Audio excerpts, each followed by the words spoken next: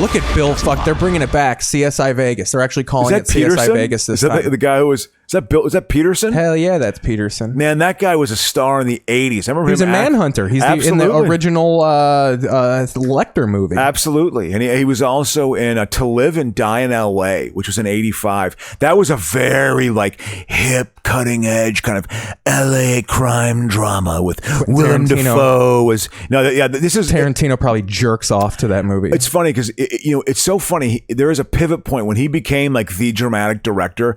It changed the genre. The genre of film was changed by his presence because what they put together. If you look at some 80s dramas, they seem so contrived. Got a little NASCAR here. So forced, Says the sport of the right, I guess. Absolutely. Wow. There are actually some left people that like it because there's a black guy in there now, so they love it. I'll tell you what, just from a pure Americana experience, I'd actually like to go to a... There's good food. It's a decent time. You feel the rumble, the track, and shit. Exactly. I mean, I'd check it out just for the experience of going there. I wanted to go to like bull riding events and shit. Hell yeah. I've been to a bull riding event. Yeah, I mean... The guy called me Heath. I was very weirded out by it. I kept saying Keith. Heath? What kind of people you got coming through this town? No, my name's not Heath. Yeah, but To Live and Die. So Peterson was a star for a while. He's a Steppenwolf guy. He's from Chicago. Steppenwolf. He was in the band Steppenwolf. Look inside, girl. Is that a? Oh yeah, I think that might heavy be metal thunder rolling down the highway. I loved that song as a kid. Oh, I'm gonna make it happen. A young Keith Pazel. I tell you what was actually a good version of that people don't talk about. The band Sugarloaf had the song Green Eyed Lady. Remember Green Eyed Lady? Green Eyed Lady, lovely lady. Well, no, I do. I know of the name Sugarloaf. Yeah, no, I'm sure you've heard this on some. If you ever take a road trip, you're gonna have Green Eyed Lady will play, and it's like literally a 12-minute jam. Green Eye, dun dun dun dun dun dun dun dun dun. Are we on air? Yeah, we're pre-showing. I like it. It's going well. Yeah, Happy birthday, Andrew, on the screen here. I was nailing down the levels. I was gonna say it was Andrew. Was Andrew trans? Am I reading this correctly? I don't know. It's just a little boy. That was a little boy. No, what he was wearing. I thought it was like wearing girls' clothing, though. Or, whatever. Hey, it's what it is. It's what you do. Thank God this is the pre-show. Got Rams and Chargers on. But yeah, we're gonna get going here, guys, on the pre-show. I don't think anyone's watching live here. Yeah, no, probably not. Bailey's gonna come on later, but we're going. Cool. So is this the Lambs and the Broncos, the Lambs and the Donkeys? Yeah, that's not that. The Donkeys is I'd like a better name out of you, Crow. Oh yeah, well I mean it's not it's just a name. I mean they don't have to all hit it out of the park. Man, no one starts their starters. This guy does not look like a quarterback. This Perkins. Yeah. His arm, he's so undefined. It doesn't even look like he's wearing pads. I know. The poor kid. They're making him play quarterback right now. Yeah. It is. God, when I watch it now, look at he's rail thin. Well, yeah. He must be a fucking good athlete. He's rail thin because he's just a normal guy. Yeah. Yeah. It is. I'm getting old watching it now. You can just see the differences in it, I mean, it's still the same game. It's always been, but they're just not murdering each other, for sport. Yeah. They've definitely tried it. Well, I mean, the whole concussion thing is, that's a potential, that's an existential threat to the league. Yeah. Well, hell yeah, it is. I mean, they don't. I mean, I'll tell you what's an existential threat is that Rams logo. It's terrible. You don't like that Lambs logo? I don't like how the horn doesn't connect. I don't like that they don't have why'd you mess with the helmet? I don't mind that LA thing with this, but yeah, why did you tinker with the helmet or uniform at all? Yeah, I used to, that old good old fashioned bold one. And they made the helmet the color of the shorts instead of it being the darker blue. Yeah. The Rams helmet was always kind of a blacker blue. Yeah, exactly. Than the rest of darker the uniform. Blue, a navy. Yeah, I agree. Yeah. The Lambs, the Queens play them this year. Do they always play the Rams? They play the Queens play the Rams and the 49ers all the time. You see, look at that picture. Well, because they used to be. Am I wrong? That's a trans kid, right? No. Well, does he have a bow in his head? No, he's got nothing on his head. I got to get closer. Oh, okay, good. No, good. that's a little boy. Yeah, the angle. It looks totally different. It looks totally different. Is it him? What if it's that black guy? I thought it was like a little kid that was like a boy dressing as a girl. That's what I projected into it. That's what I saw from my angle. All right, my point of view. Are you ready to get going? Yeah.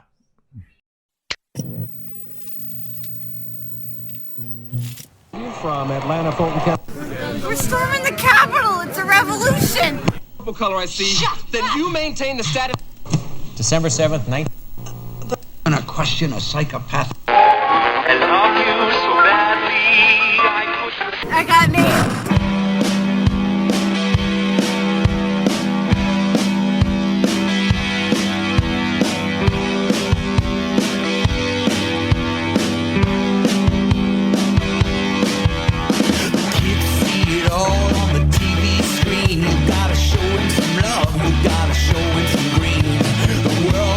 Crazy and it's so obscene. You got nowhere to hide in the big machine.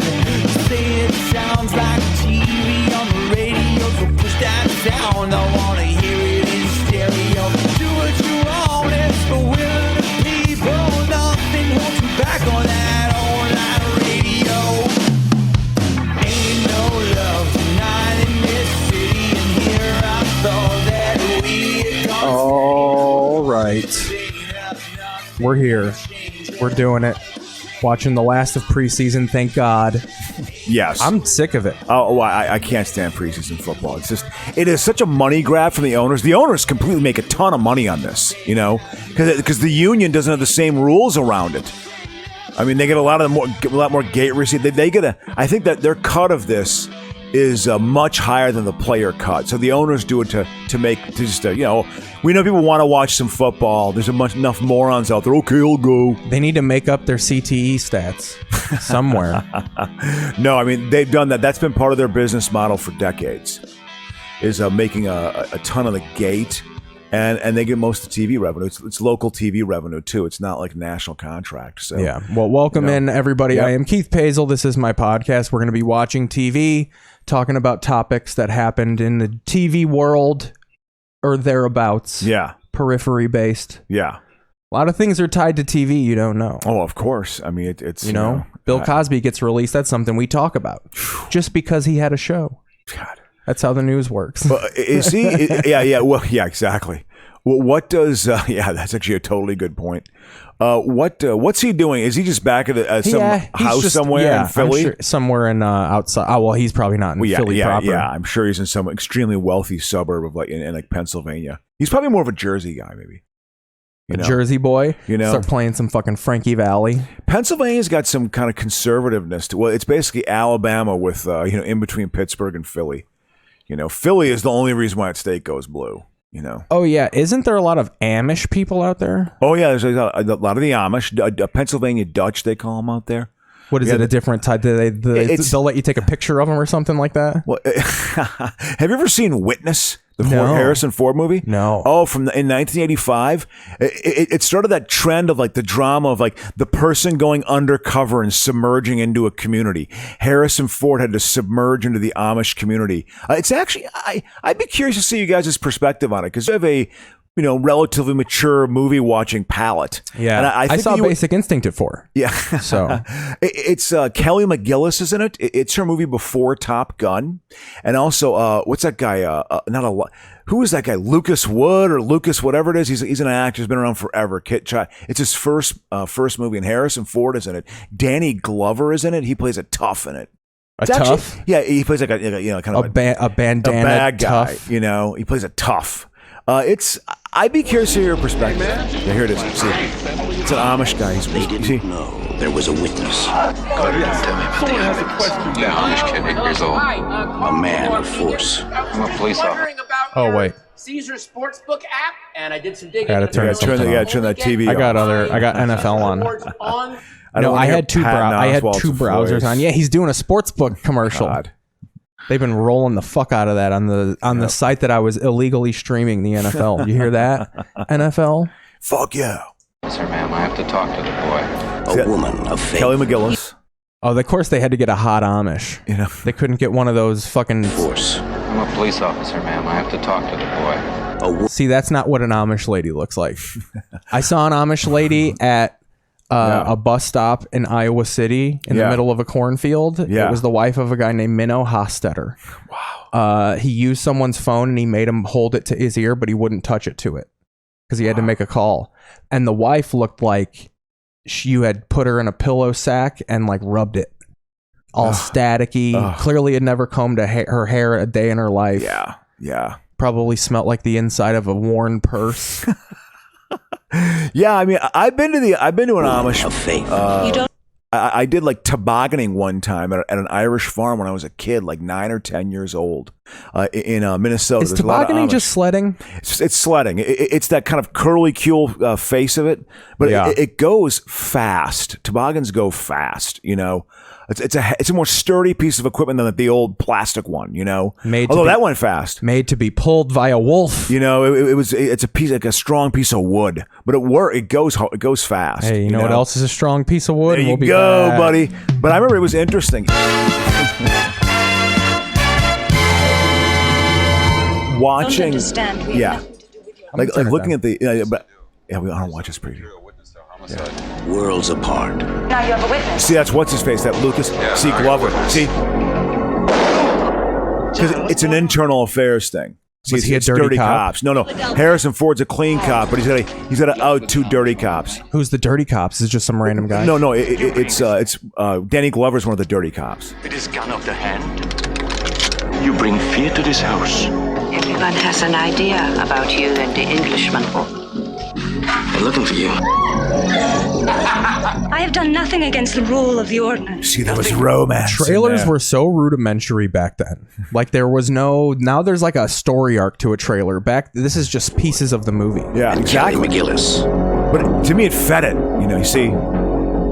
What year did this come out? 85? 85. The guy who directed Dead Poets Society directed Was this the beginning of like it's the dirty cop movies? Well, no. There was before that, of course. But it was the beginning of that, I'm going to submerge into a community, you know, and like be with them, which ended. I think it died when Melanie Griffith had to submerge into a community of Hasidic Jews. And like, it had some title of like, you know, it was like 93 when the movie came out. But there was that was like, you're going to submerge into a community, you know, and that was part of you being an actor, you know, you're stretching up by you know, the kind of, you know, not a fish out of water comedy, but you're sort of, you know, a stranger in a different community, you know, you're submerging. Got a little feud here. You know, absolutely.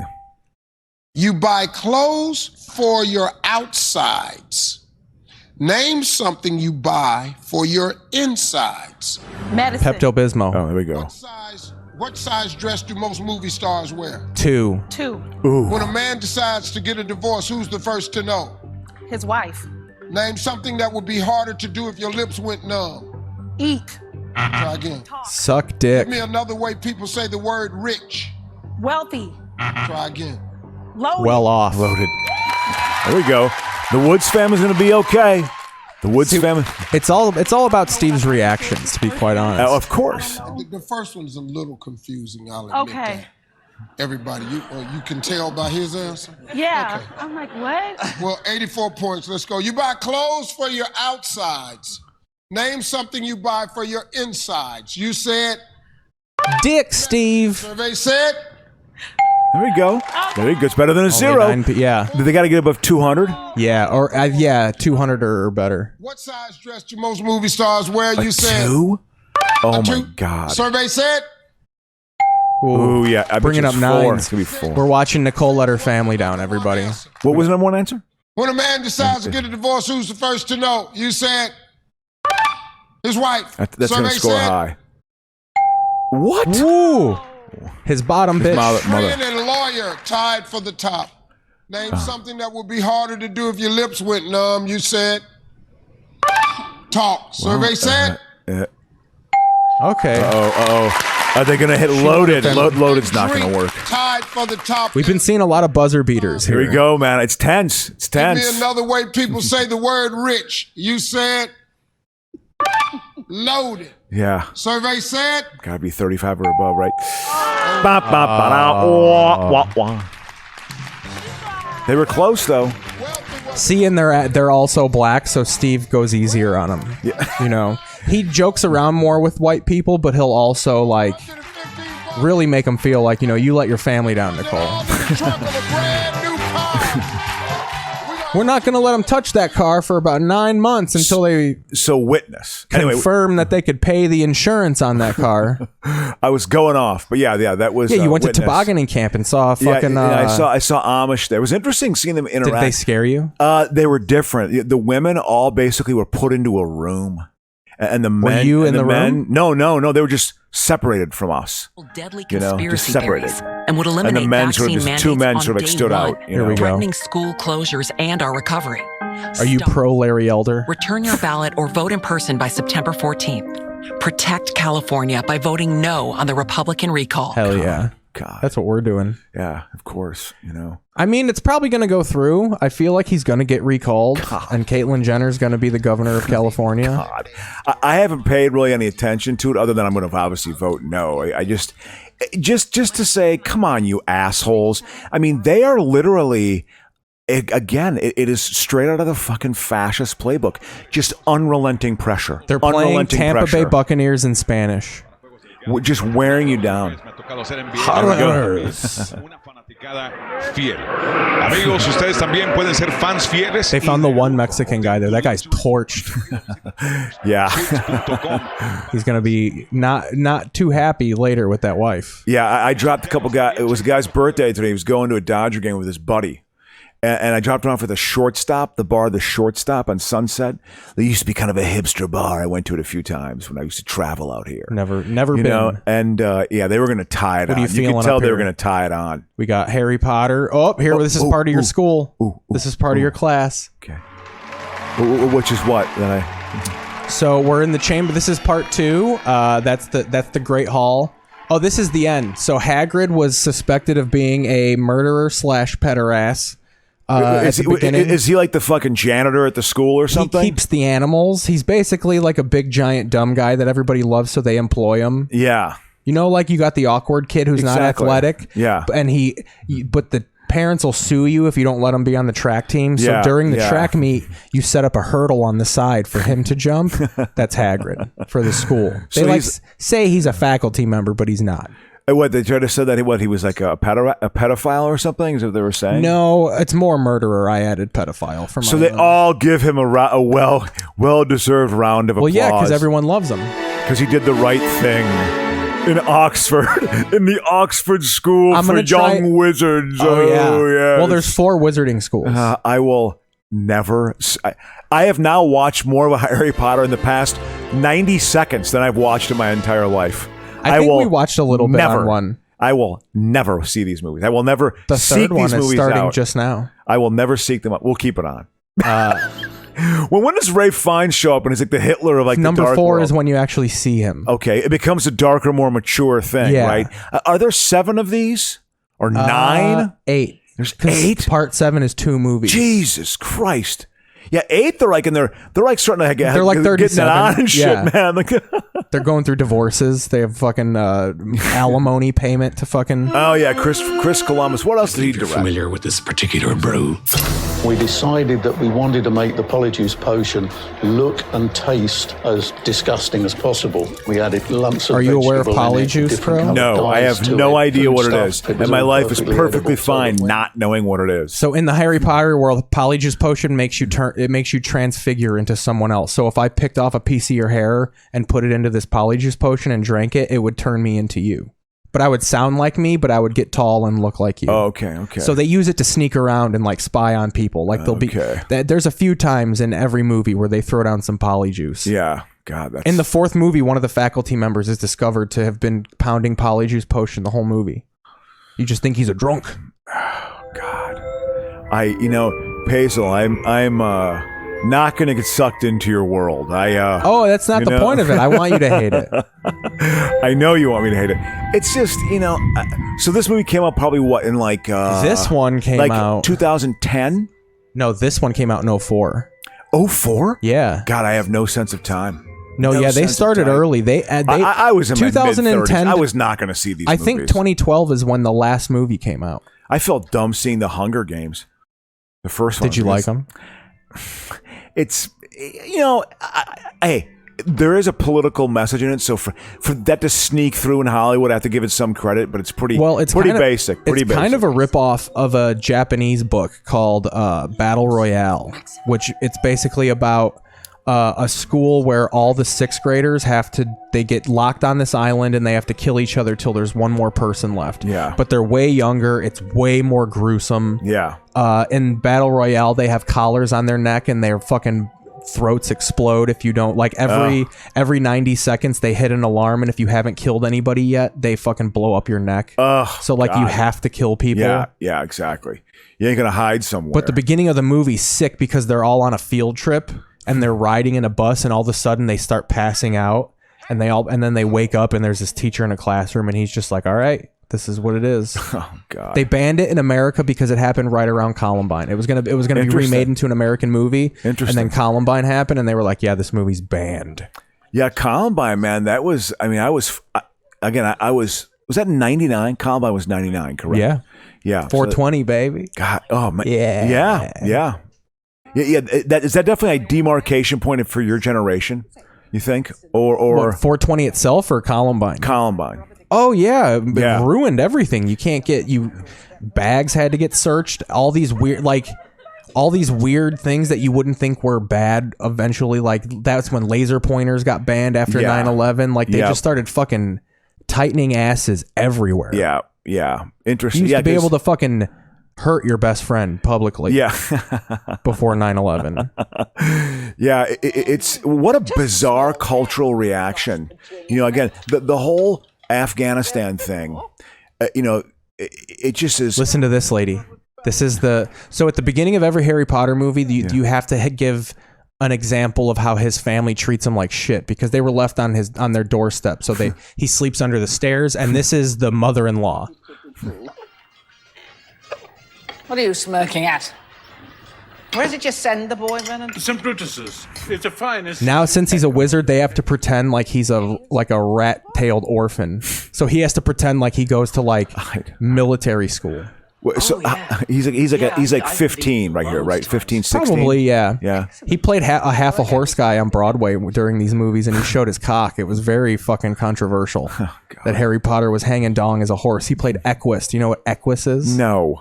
It's a play about a half horse guy. Yeah, no. But wait, he's about to blow her up. I just. This is puberty taking form in powers here. My dad wasn't a drunk. Don't worry, don't fuss, Petunia. I have a Says the something. So now it turns into a bit of Carrie here. He's like, oh yeah. Clean it up. She says a line I always laugh at, though. Yeah. If there's something wrong with the bitch. Nothing to do with the father. Here we go. It's what to do with the mother. You see it all the time with dogs. If there's something wrong with the bitch, then there's something wrong with the pup. Shut up! Shut up! He's had enough, Crow. Yeah. He's about to turn this bitch into a fucking grape.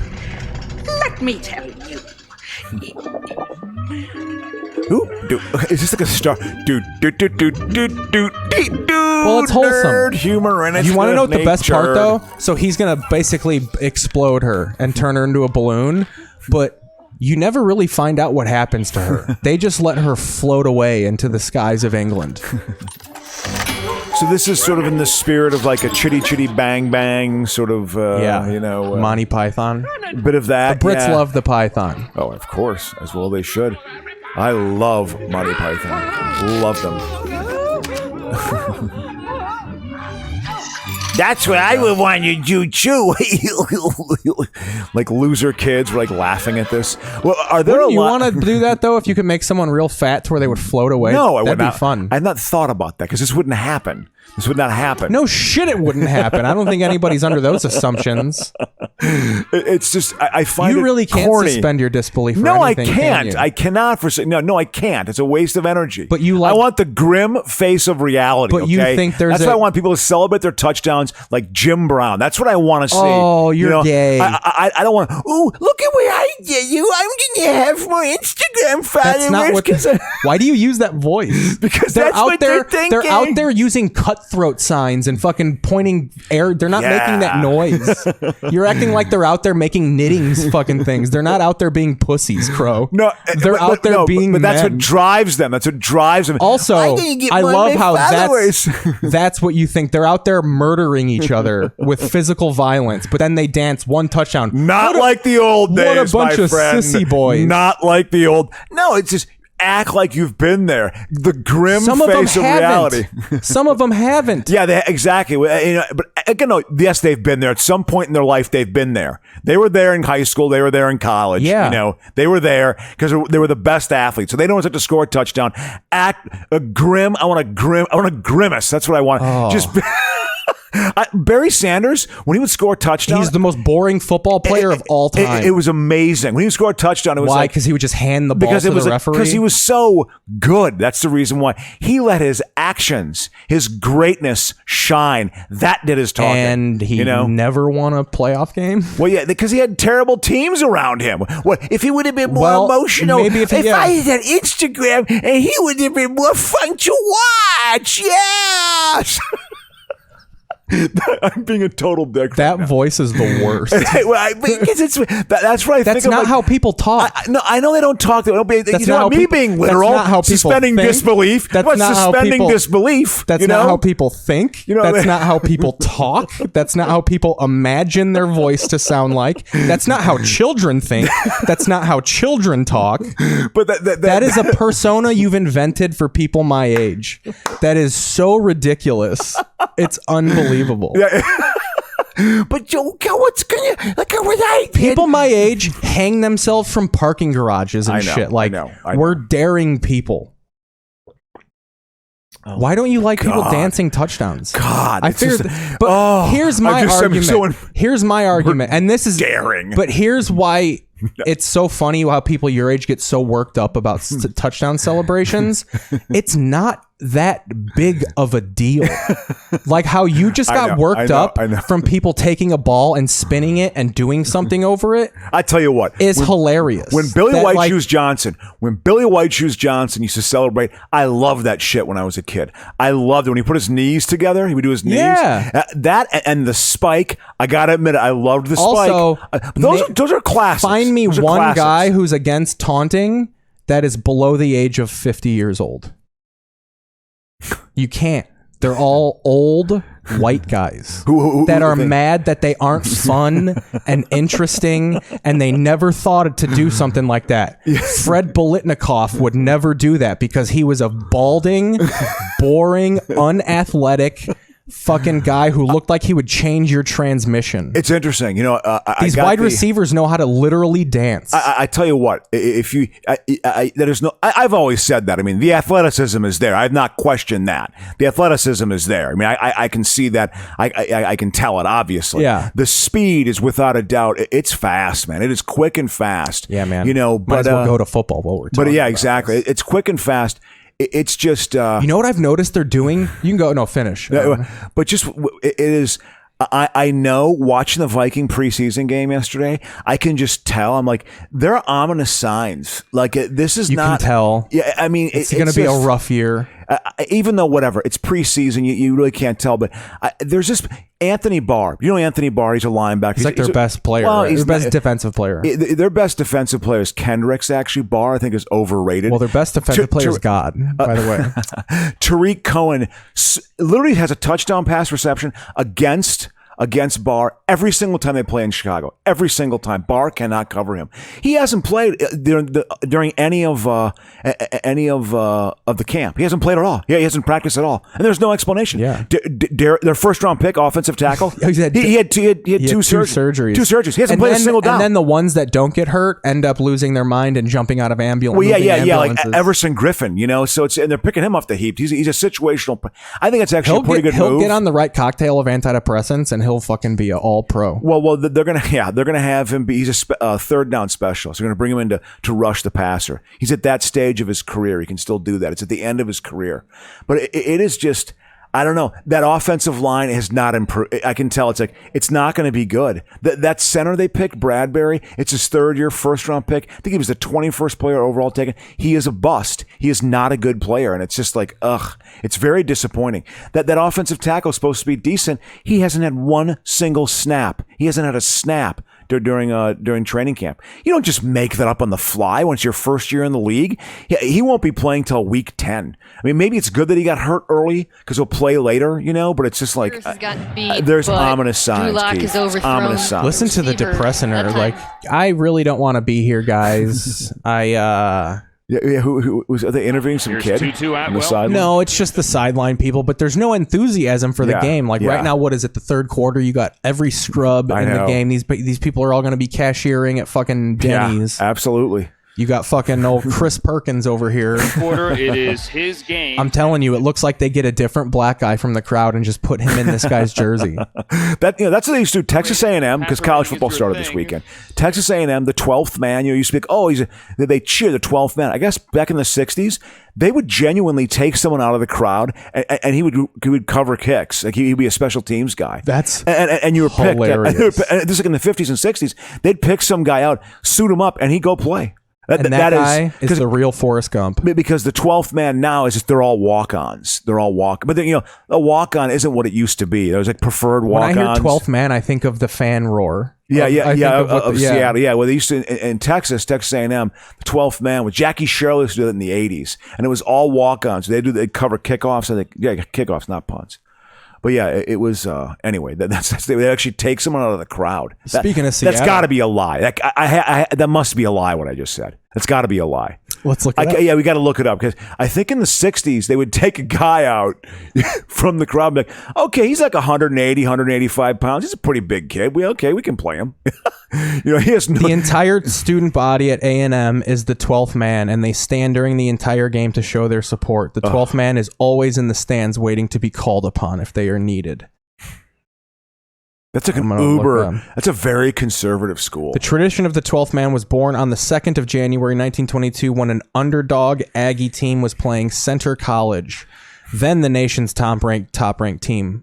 It's funny how that college is now called Notre Dame. Yeah. Notre Dame was around then. As the hard-fought game wore on, the Aggies dug deeply into their limited reserves. One black guy. Yeah. No black guy played. Coach Dana X Bible. Oh, yeah. Dana Bible. Absolutely. Remembered a squad man who was not in uniform. He had been up in the press box helping reporters identify his players. His name was E. King Gill, and he was a former football player who was only playing basketball. Gill was called from the stands, suited up, and stood ready through the rest of the game. Okay, so it's not like they pick up some random fan. They wouldn't do it all the time, but get that colored guy from the booth. No, it was not integrated. There was no black guy in the field at that time.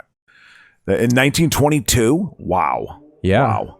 It's a while ago. That was the first. College football was huge. Like in the 20s when radio first hit, like the pantheon of athletes and like known sports figures, obviously Babe Ruth.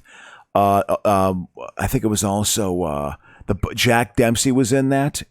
Red Grange was in that. College football player from Illinois. He was also in that pantheon of like 20s athletes. That's how big college football was back then. I think Illinois won today in the Big Ten. They beat Nebraska. Finally. Bert Bielema is their coach. It's not Lovie Smith's big gray bearded ass anymore. They let him go. That didn't work out well. I thought that was actually a pretty good, shrewd move for Illinois to get Lovie Smith. I thought that was kind of a shrewd because he's enough of a name. I always in my head, NFL coaches they go to college and they're destined for greatness. Like anytime a college gets like a Pete Carroll, they're going to win every single game. Yeah. But of course, Lovie Smith wouldn't do good at Illinois. Yeah. I think there must be some real management issues with that university system and just that state in general. They can't get it right. Wisconsin got it right, man. When they hired Alvarez on, they got it right. They run certain things well up there, Anyway, all right. You want to hit a couple topics? I tell you what, what I want to do, people who listen to our show, I like watching on Saturday. We haven't done a Saturday show in a couple weeks. I can get a medical. I like watching. Well, I don't like watching Hallmark. I detest it. But Pete, what am I saying? Pazel Keith is very good. I think, at figuring the plots out. So I want to watch 60 seconds of a Hallmark movie, and you and I will figure out at least 80% of the plot. Maybe that's not that much of a challenge. In 1 minute, we'll figure out 80% of the plot or more.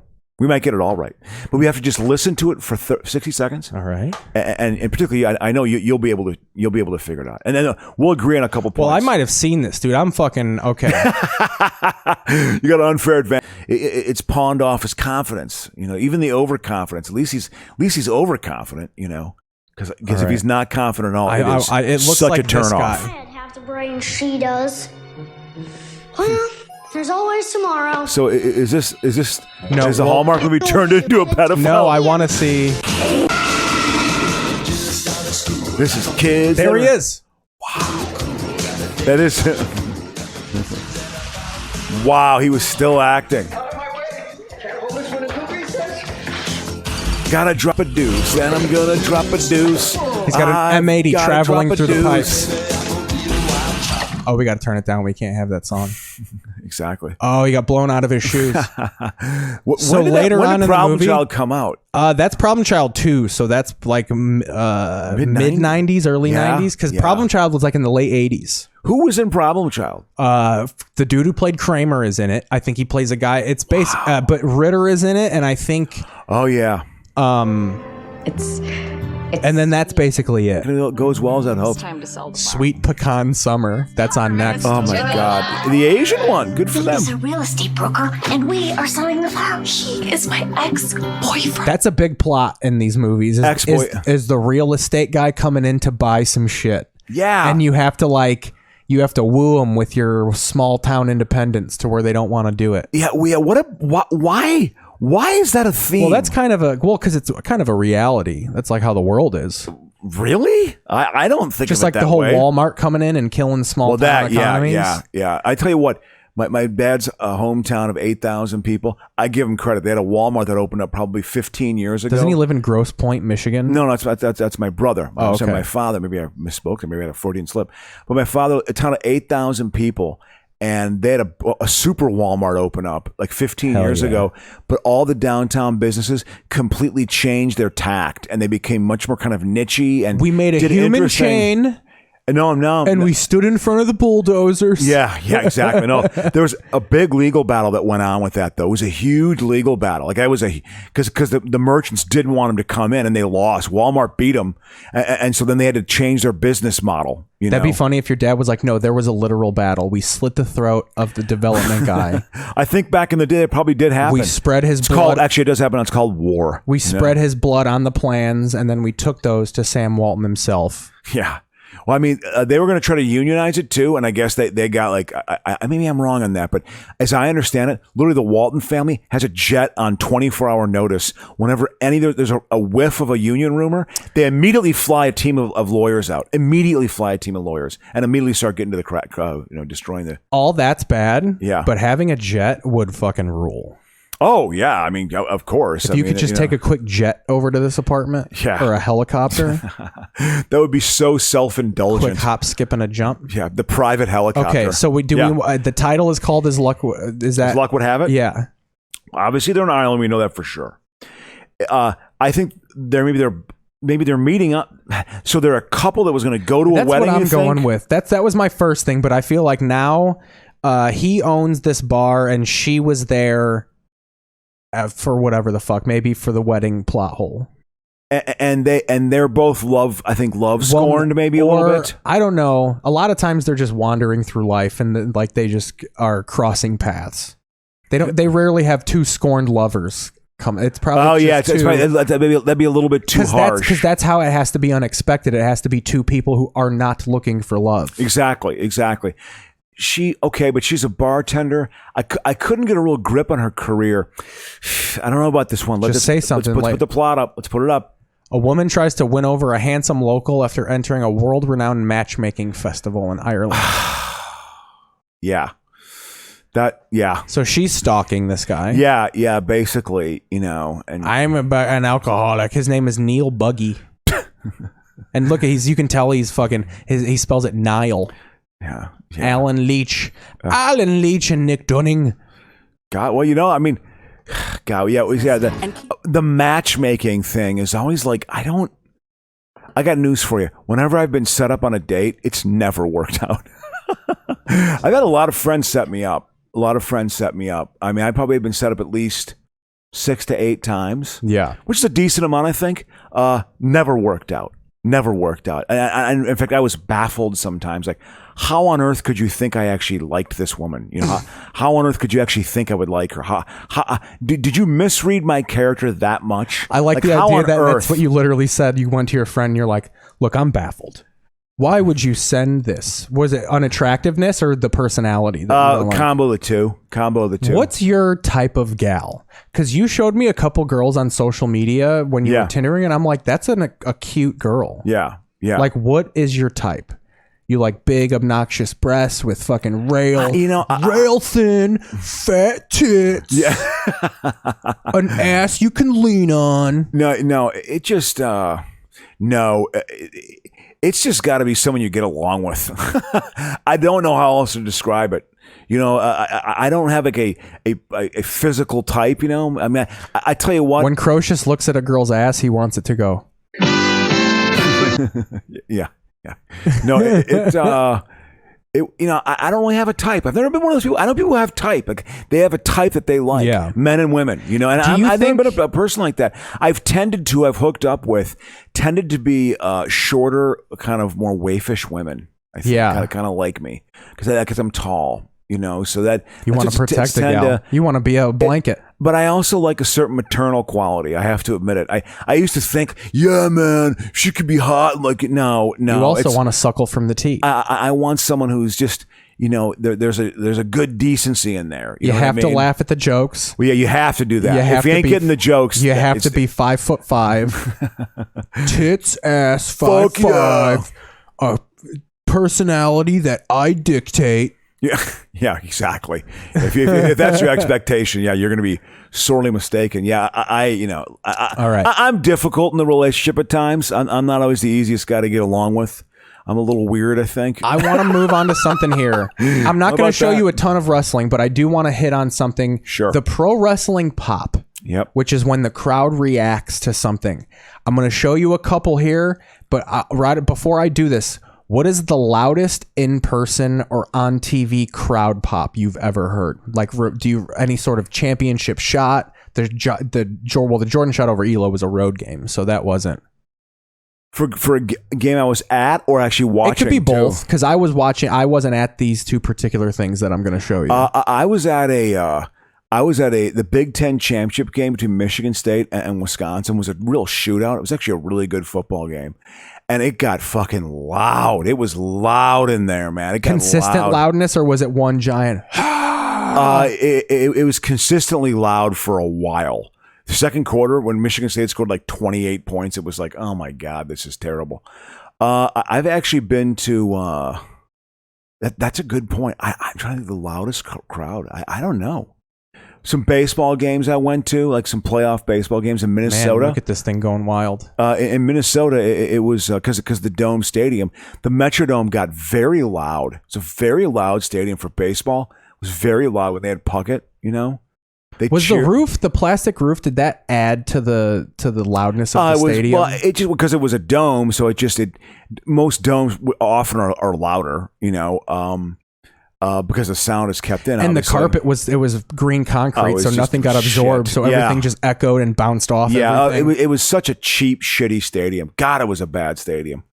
I mean, plus the roof was the same color as a baseball, so at least 2 or 3 times a year, outfield, probably even more than that, visiting teams would lose the ball in the outfield all the time there. My favorite thing about the Minnesota Dome was hated it. They would have the fucking football seats on the wall of the outfield. Of the right field, absolutely. Then they had that tarp. Then they had that plexiglass they added. It was a total hitter's park. Early on, you hit home runs in the Dome, man. You hit home runs in the Dome. But they added that plexiglass, an extra 6 feet. They had to do all these different things. So it was like this stadium has, it's it was such a mishmash of mistakes. They hadn't mastered the stadium process until Camden Yards, when that group at that architectural firm in Kansas City that actually designed Arrowhead and also Royal Stadium, which are totally good stadiums for the 70s. They were good stadiums. They didn't master it until Camden Yards in 1992. Oh yeah, that like 30 years ago. That's when they really like stadium technology took he wanted to build the new Comiskey Park, and they told him no. Yeah. Oh my God. So I'm gonna. Let me tell you something. We're getting payoffs over at Shinnick's. We're moving at Shallers. You're not paying me enough money. We're moving to Tampa Bay. It doesn't matter. So I'm going to set the scene for you. Do you know who CM Punk is? Well, isn't he like a famous wrestler? And then he became a UFC fighter, lost, did a little acting. He's kind of like a breakthrough, like one of those guys. Is he that trying kind to be of a Dwayne Rock Johnson in a certain way? No, he was. Well, he tried to be more of like a wrestler who became a real fighter. Yeah, like a Brock Lesnar type, but smaller. Yeah, he failed at that, but he was always a great promo. CM Punk's big claim to fame is he was one of the rare wrestlers that got a storyline to seem real. So in 2010, he was in a real life contract dispute with WWE. So what they smartly did was they were like, we're going to let him talk about it on TV. And he cut this really famous promo where he sat Indian style on the ring and like told people that he wanted Vince McMahon to die and like said Dwayne Johnson. And it's like everybody like got people thinking like, whoa, like they didn't let him, but what they basically told him, it would be like if you showed up to work and you had problems with your boss. Yeah, and you just were able to bitch. And they go, Phil's gonna let you air your grievances in the lunchroom. Yeah. In front of everybody. That's basically what they let him do. They go, Vince is gonna let you air your grievances live on Raw. And he did.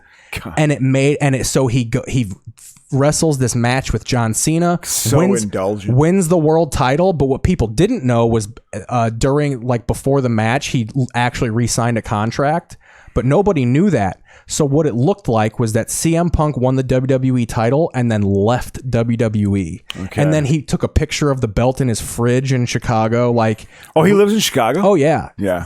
He's from Lockport or something like that. Where would he go out in Chicago? Do you know? He lived in Wicker Park. He lived right by Antique Taco in Wicker Park. Oh yeah. Yeah. Yeah. But so that's the legend of CM Punk. He cut this famous promo, got wrestling to seem real, which is rare.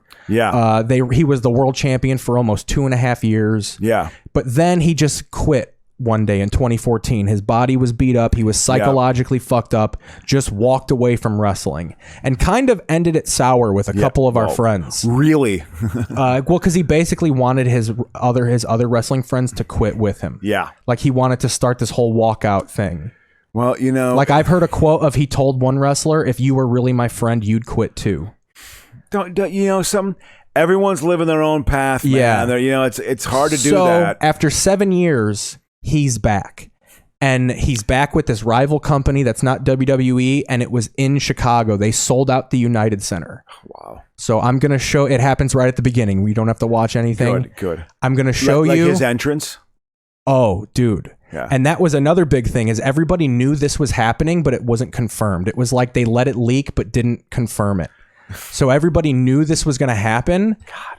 And then, but it was like, when is it going to happen? Like they knew it was going to happen on this show, but they didn't. So it was like, is the show going to start and they're going to try and do a match?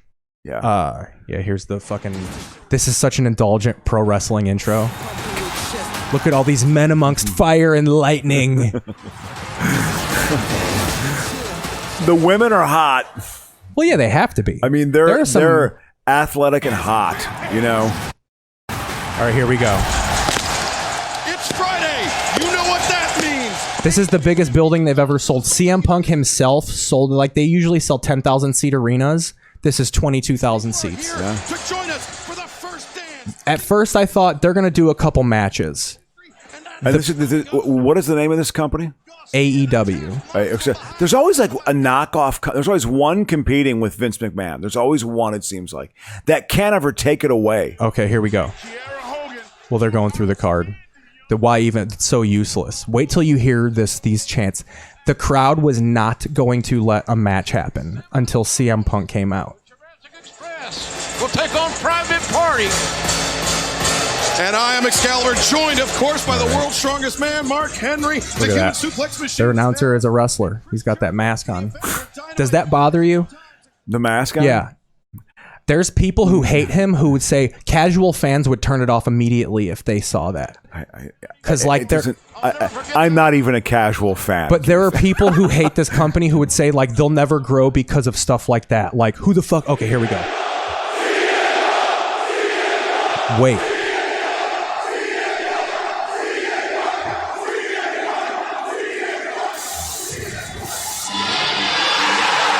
Is this his intro music? Does he come into living color? Yeah, because he's a cult of personality. Wait till you see. So people are losing their minds. You hear that pop though? Oh yeah, yeah, absolutely. So the first note was hit. Let's see him come in. We gotta watch him come in. Wait, watch. You'll see a guy cry. A dude cries in the audience.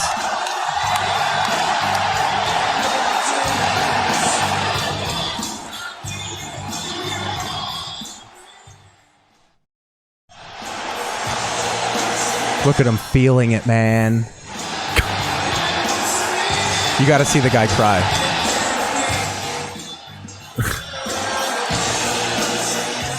That's pretty good production, right? Oh, dude, there's a video of the director directing this. Camera 8, go to 8, go to 4, go to 4, push 4, put. Like, it's fucking wild. That would be such a nerve-wracking job. Oh, yeah. I know people who were here, they said you couldn't even hear the music playing over the cheers and the chants.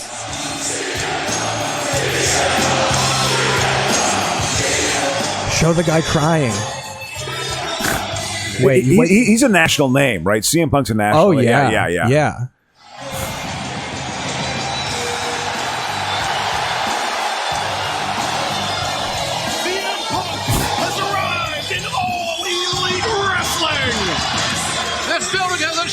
This is Michael Jordan was here. This is Jordan-esque. So this fun. is Jordan-esque. that we're all experiencing. Look at him. Just like, how am I going to get people to not hate me anymore? My goosebumps won't go down, boys. At least he called them goosebumps. I hate when people call them goose pimples. Yeah. Was that what's his face? Who's the Taz. Southern? Oh, who's that's JR. The Southern guy? That's Jim Ross. Yeah, exactly. Look at him. Look at that guy. He's weeping. He was weeping. Come home after 7 years.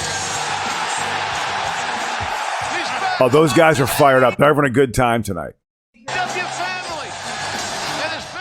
And you saw him say when because they were like, do this, and you can see him go, are you going to catch me if I do it? Yeah. Like he had to make sure. Yeah. So that was that. You've never heard a pop like that?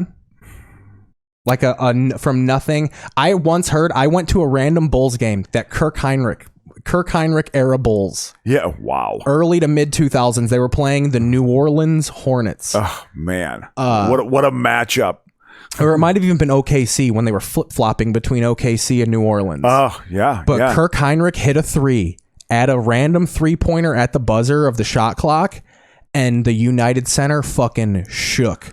Really? Because they were just starting to get into a playoff chance. It was like the first time since 1998 that they were going to be in the playoffs. They were actually had a competitive and Heinrich team. hit this 3, and it was like, I'll tell people to this day, when people hit a 3-pointer at a basketball game, I've never heard stadiums cheer like that. Yeah. From that, because they all get quiet when the ball's in the air, and then you see it hit and just, like they go from nothing to everything all at once. Yeah. I mean, I'm trying to think of my first exposure to that, I'm trying to think of the lot, because I've been to so many sporting events. I just haven't been in a while. With another one. I haven't been in a while. Again, I think about going to certain,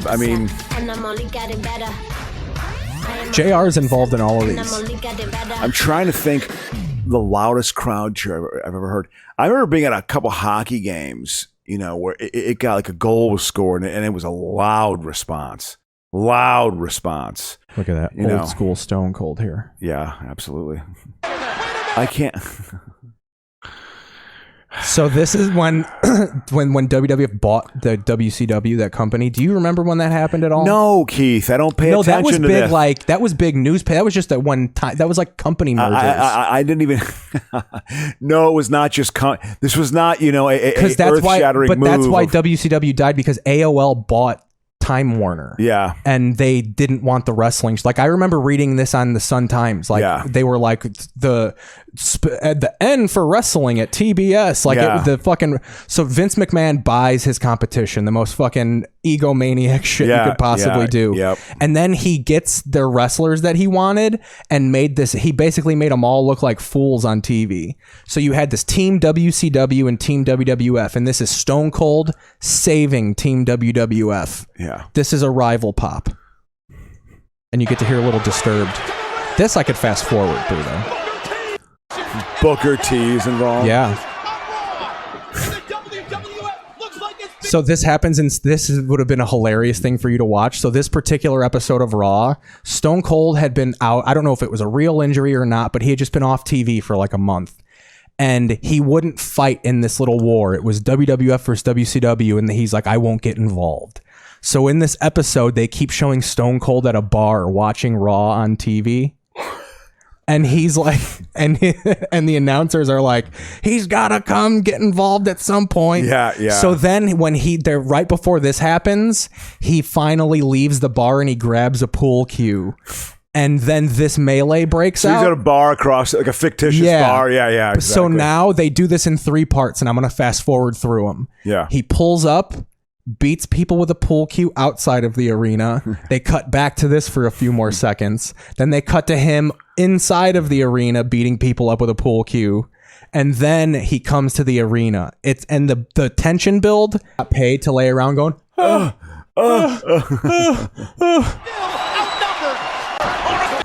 Okay, I know now they set up rings at the hotels they stay in. Yeah, I'm sure. So they fucking bounce around and I shit. can't. This was Look not. at Freddie Blassie. We've taken a turn here.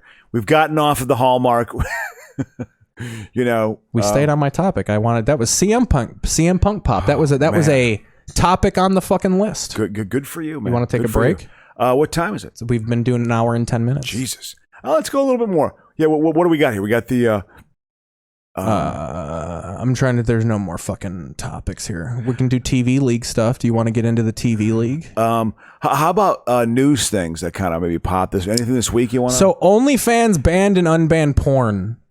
Real quickly. Yeah. Remember we talked about OnlyFans, how it's like Patreon for porn, basically? Well, yeah. What does it basically do? It's just like Patreon, but for naughty shit. Well, what is Patreon? I apologize. Patreon is for if we wanted to start a Patreon for this podcast.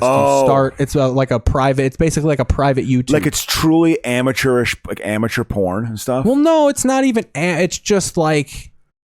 If it's for anybody, you'll just like beat porn, off if you want to, porn, then you have watch to, it or whatever. People will watch it. Some of them don't even do nudity. Some Yeah. people just do OnlyFans where they take lingerie pictures and they just charge per picture. Oh, okay. It's just an independent website where you could have. It's where you can. It really at first I think wasn't made for nudity. It was just a site where you could build a fan base. That's why it's called OnlyFans, because there's no free version.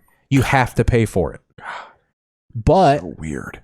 A lot of these attractive Instagram models signed up for OnlyFans, and you could look at their Instagram, but then also you sign up for their OnlyFans and they're riding Sabians, or some of them are just naked. Yeah, like a lot of them are more tasteful than people give it credit for. Yeah. Like people think it's just people fucking jamming the dildos heads, and the fucking arms exactly. of spade shovels up in their pussies and shit. Exactly. Like, multiple blood cum shots. It's not always that, but it was a lot of it. Like I think it was like 100 women became millionaires through OnlyFans last year. Wow. It's really good for like if my mom were alive and she knew about this, she would be mortified. And it's funny because that's why we talked about it, because Yep. OnlyFans is a big feminist thing. Like people who don't even use it love it. Like they support the fuck out of it. You know, it's just, you know, it's making sex worth like safe. Well, it's also, and whatever, you're making money. Yeah. You know, you're making money off it. And a lot of these women, like their boyfriends are the guys that are doing all the sex to them. So it's not like they're fucking random guys. Yeah. So they banned porn on it. Well, though? what happened was they take MasterCard, and I guess MasterCard doesn't allow for. Yeah. It was a MasterCard issue, so I guess they probably just stopped taking MasterCard. God. But it was a big to do for a second, because most of OnlyFans, it would have been a big a big hit to the website. Oh, to the revenue, absolutely. And just the whole backlash of like anti-feminism that would have followed it. Do you think that there is Is there a groundswell to have any regulation of the internet, or sort of, or no? There's actually a regulation? Groundswell to have zero regulation on the internet. God. The Trump tried to regulate the internet, but it's all about regulating speed. So you could have certain companies have faster internet. Yeah. So you could have, like, they basically wanted to make the internet to where to have the faster internet. Like, if you want to have unlimited Netflix, you have to have the highest speed of internet. Yeah. That certain levels of a Netflix package would only work with certain high speeds of internet. Yep, that makes sense. Like throttling speeds and stuff. Yeah, basically, and basically making you get that. Yeah, which and is they were classic market tactic. And they were trying. But you're free, Keith. Well, and they were trying to sell free. it as, but we're only going to mess with the internet speeds. It's like when they want to, like what they did with the Patriot Act. Like, well, we can look into your life at any time for no reason, but we're not going to. But after you're not going to fool anyone after the Patriot Act. Yeah. That was a bungled move. Oh, it's just been, again, I think of the Afghan with the politicals. We have the political music right now. Can we have the political music? Do you have that? I have to go off of my.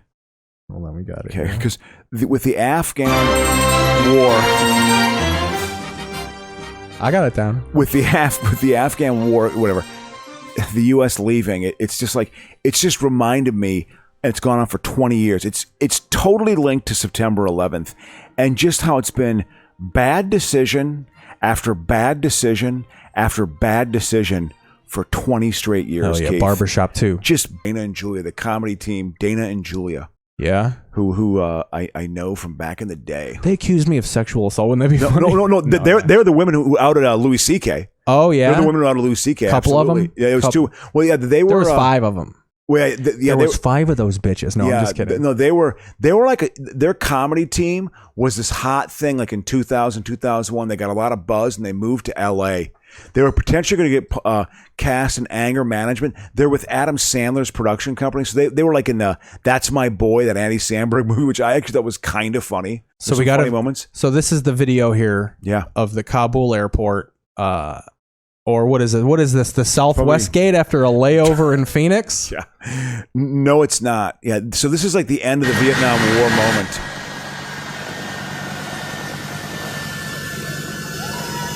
Holy shit. Trying to hitch a ride on that big old airplane.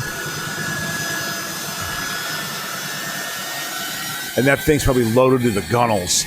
I'm sure that got that. Look at them. Yeah. Oh my God. They're just trying to get out of there. Jesus Christ. Because it's just. They're like allegiance booked. They all, I mean.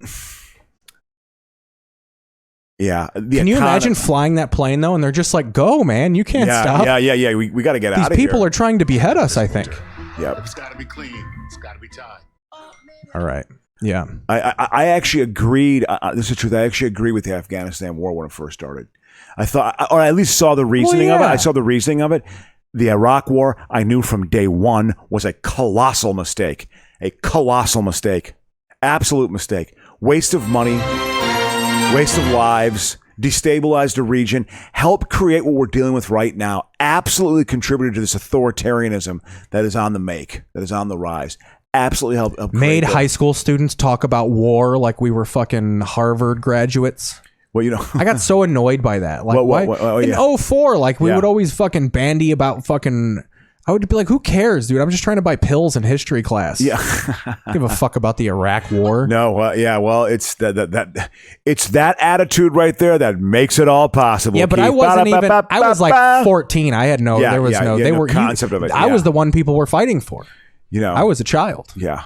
I just wanted Stained Unplugged to come out. And 9/11 put a halt on that. I knew all TV stopped. They had a American flag in the corner of a television screen for 2 months. Yeah, and they just played music videos and honored fucking 2 months. All original programming stopped. I don't know why. Yeah, I don't understand why entertainment had to stop when 9/11 happened. It was a jarring moment. Did we feel rude if we got back to our normal lives? Well, I think it was, because it was a pivotal. It was a pivot moment. It was a very shattering moment for a lot of Americans. Do you think that guy feels bad that people only remember Gizmo? I think right now he's making more money than he made on the movie. I can tell you that much. It took me 2 times seeing this commercial to realize that it's even the guy from Gremlins. Oh, absolutely! I saw Gremlins in the theater. My dad calls me Gizmo. I like Gremlins. You know. Yeah. That was like when you were a kid nickname. Yeah, he still calls me it. That's been. You're going to see your father in a week. Yeah. Good for you, man. Good for you for being a dutiful son. You know, that's good. He'll at least recognize you. Look at that. Austin Freeld's there in a commercial. All your moves. Does he listen to the podcast ever? He should. He'd be up this nerd. I'll send that clip to dork alley that we have. You want to here. take a break? Is Candyman look pretty good? Dude, Candyman rules. I actually like the original Candyman. I thought it was a decent enough one with Virginia Madsen. I've seen the best. Oh, the original one, I can't stand. You don't like it? It's just got not. Moments. It doesn't feel scary to me. Yeah. It just feels more like a Seven type movie. Where but I never bought it as a horror movie. Yeah. The bees, it's just a black guy. He's not disfigured at all. At least they make him disfigured in this, and they make him look kind of scary. Yeah, yeah. But they have a cool thing, some cool ass Hollywood shit by Universal Studios. So in the movie, you got to say his name 5 times for him to appear. Exactly. And they have the billboards. They have 5 Candyman billboards spread out along the road, and they each say Candyman. Good for them. And I'm like, that's so cool. That's smart. That's so cool. That's some smart marketing. You know, some guy made too much money to come up with that simple idea. Yeah, well, isn't that Peele's production company doing that or something like that? He's got his fingers in that, doesn't he? Yeah. You know, he's like black horror. It's going to be his sort of. Isn't that movie? What's it called? Nope. Isn't that his next movie?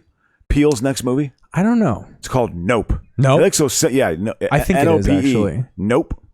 So we'll see. It's going to be the new. You ain't getting in. Nope. It ain't happening. Nope. Is that kind of the point? Did you ever get denied to a club? Did you ever get delisted? I tell you what, no. With your mullet and a big thick sweater in the 80s? I wasn't accepted by a lot of folks. That's fine. The only time I've ever felt discriminated against in my entire life is the few times when I've gone into gay bars. It's the only time I've ever felt discriminated against, both in a lesbian bar and also like a gay men bar. Because people just knew you were straight. Exactly. And didn't because I could feel. Oh yeah. I could see how they could feel like, what the fuck is this guy doing here? Yeah, it's like, this is kind of our turf or something, you know.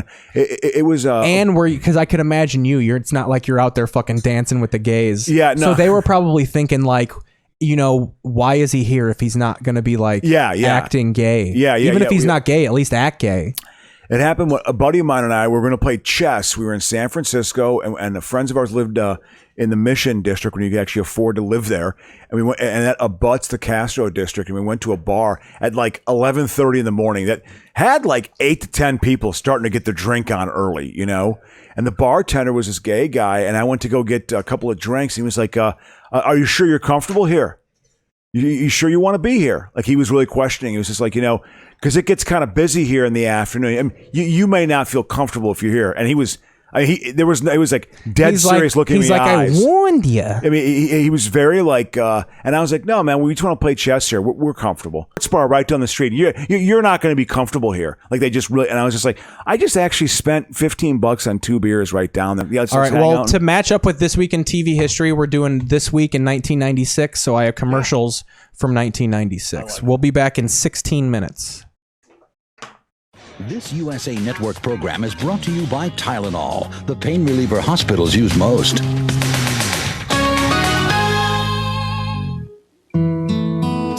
It was midnight. I'm hurting. I can't sleep, but I'm worried about taking something. Is it okay? What am I going to feel like in the morning? Finally, I try Tylenol PM. It stops my pain, helps me sleep. The Tylenol PM did the job. Next morning, I'm up with the sun and I feel great. It was our best run in weeks. A great way to start the day. Rest easy. It's Tylenol PM. Good morning, good morning. The best to you each morning. To bring you the best, we listened to you, and we didn't cut out one iota of the fun, the taste, or the goodness you expect from us. We cut something else. The price. K-E-double-L-O-double good. You told us you'd appreciate that a whole lot more. Kellogg's best to you. My name's Jack Holliday. I make a good cop, but I make an even better sandwich. I'd been tracking down Frankie Malone, and all I could think about was Polish ham on soft potato bread, layered with Miracle Whip. The jar was empty. I went for the mayo, but my gut said Bland City, so I borrowed some from Annie. Smart move. A third less fat than mayo and a tangy zip. Nothing makes a sandwich like Miracle Whip. Miracle Whip made my sandwich nice and sassy. Kinda like Annie, but that's a whole nother story. Sometimes you feel like a nut. Sometimes you don't. Almond Joy's got nuts. Mounds don't. Because Sometimes you feel like, sometimes you... To see the difference between Puffs Plus and ordinary tissue, look for extra soothing here and here. Because Puffs Plus has lotion with aloe and vitamin E. Puffs Plus, the extra soothing ones to care for your loved ones. Skin Guard Crazy Glue. Its unique formula bonds almost everything instantly. Mom, Dad, put his fingers together! Except skin. Awesome, Dad. Skin Guard Crazy Glue. Fix it in an instant. If you could take the smoothness of white velvet and freeze it, put all of summer into one strawberry, and turn the sweetness of your very first kiss into a ribbon of fudge, if you could do all those things, you'd have Haagen-Dazs. It's just perfect.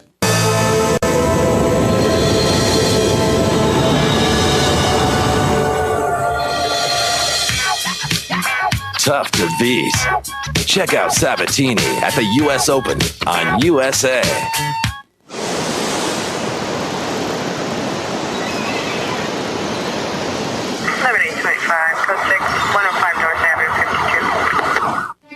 In Palm Beach, things aren't always as pretty as they seem.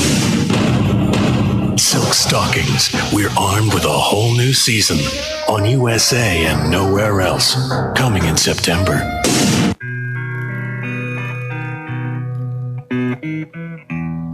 Love is just a gamble. It's best you know that for you. Highlander, the series, will be right back. Sometimes you feel like a nut. Sometimes you don't. Almond Joy's got nuts. Mounds don't. Because Sometimes you feel like, sometimes you...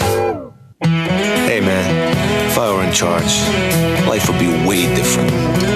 No traffic, big officers, hot lunches, free health clubs, and comfortable clothes. Canyon River Blues, a line of jeans found only at Sears. They fit right, they feel right. Yeah, if I were in charge, man would live in jeans. These jeans. How do you know if you have termites? Call the experts at 1-800-TERMINIX. Terminix offers the best termite guarantees in the business.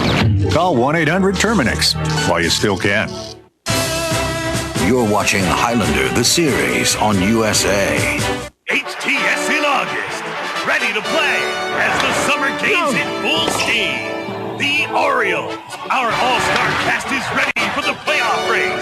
Soccer, always ready with DC United Outdoors and Warthogs Indoors. Ready to play with the World Cup of Hockey and the triumphant return of college football.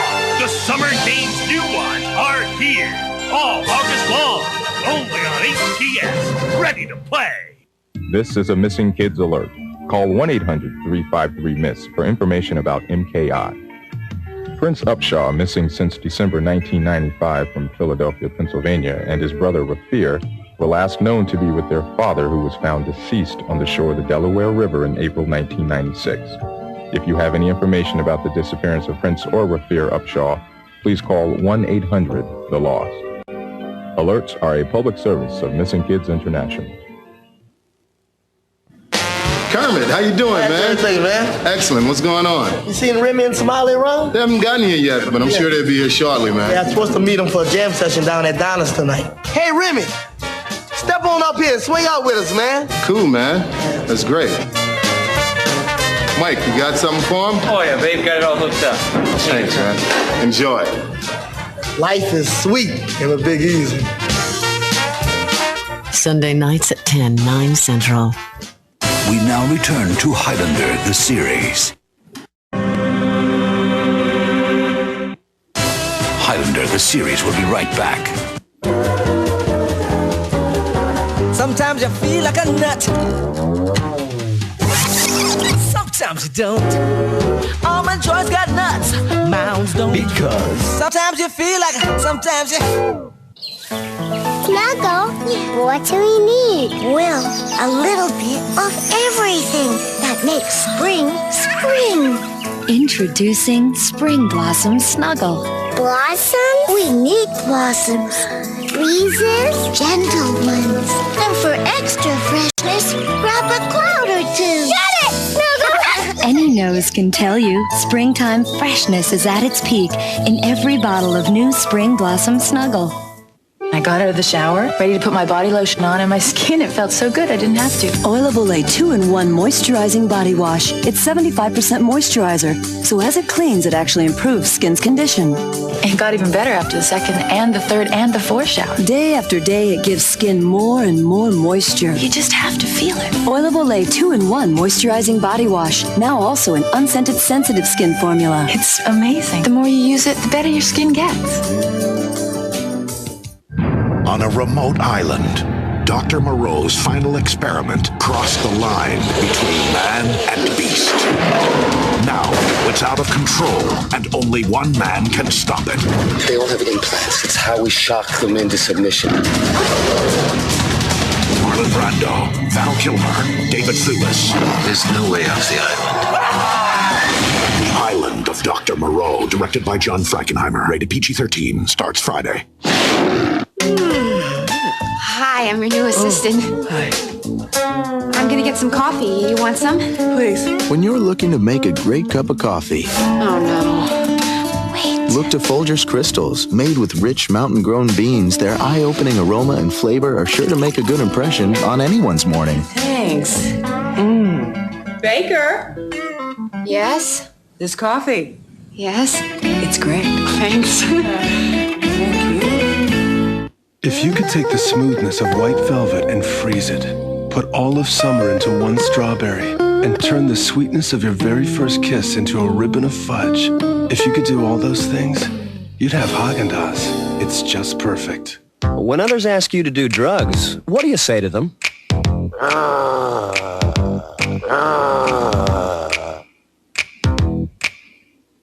USA presents Alicia Silverstone.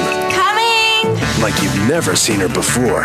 True. She can't get a date, Let me set you up next Friday for the dance. but she wants to catch a killer. You know I'd be a good cop. See Alicia get a clue in True Crime, a USA movie special. Friday night at 9.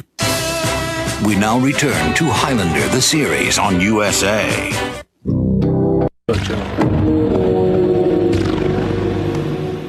Highlander, the series will be right back. Oh, that gross white stuff that gets in your clothes from your antiperspirant? Fan Clear Roll-On can clear it up. All the dryness protection you need without the gross white stuff. Fan Clear Roll-On. It works with no white stuff. This is your chocolate zone. Indulge it, because now there's sweet escapes. Real Hershey's chocolate with less fat. Sweet escapes. New from Hershey. The new Vanish Power System against the other guy.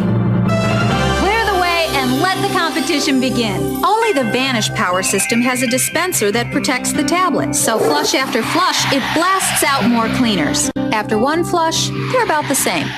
But after frequent flushing, Vanish Power is still going strong. The competition? The difference is clear. The Vanish Power System has cleaning power that just won't vanish. From S.C. Johnson Wax. Introducing the Taste-Tations, the first hard candy from Hershey. We're the Taste. We're the Taste-Tations. We last so long and taste so sweet. We're so delicious and sweet to our feet. We're oh so creamy, oh so smooth. We're the first hard candy from Hershey to you. Butterscotch, Peppermint, caramel, and chocolate. Yum dandy hard candy. We're the Taste. We're the Taste-Tations. New Taste-Tations, the first hard candy from Hershey. My body's changing, but I know how to deal with that. I use Playtex Soft Comfort tampons. They've got this double-layer design that blooms to fit my body perfectly. So I get protection that makes me comfortable and the softest Playtex applicator ever. You know, that's just what my body needs. Playtex. Comfortable protection for your body. Wipe your feet. Wipe your feet. Wipe your feet. Clean your whole carpet safely with Woolite Carpet Cleaner, the deep clean foam with no harsh chemicals. Woolite wipes out dirt. Wipe your feet. You're watching Highlander, the series on USA. After a satisfying meal, we're on the tee in 10 minutes. Let's go. This couple is ready for the main course.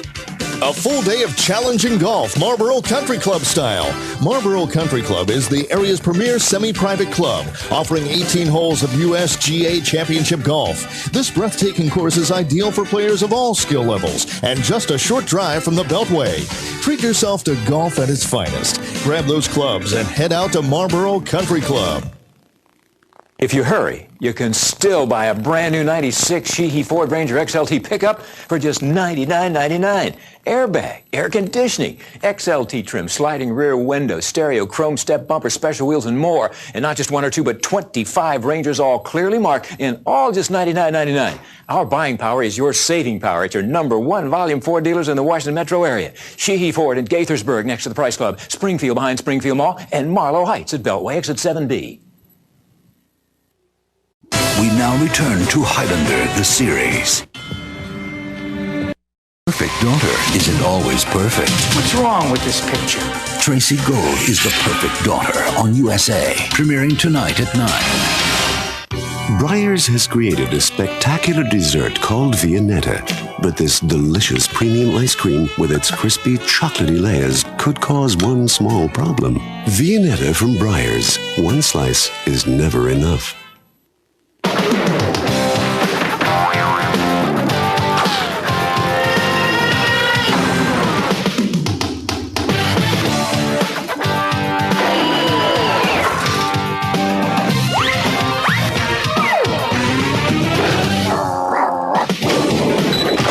Mead 5-star notebooks are tough enough to survive almost anything, including you.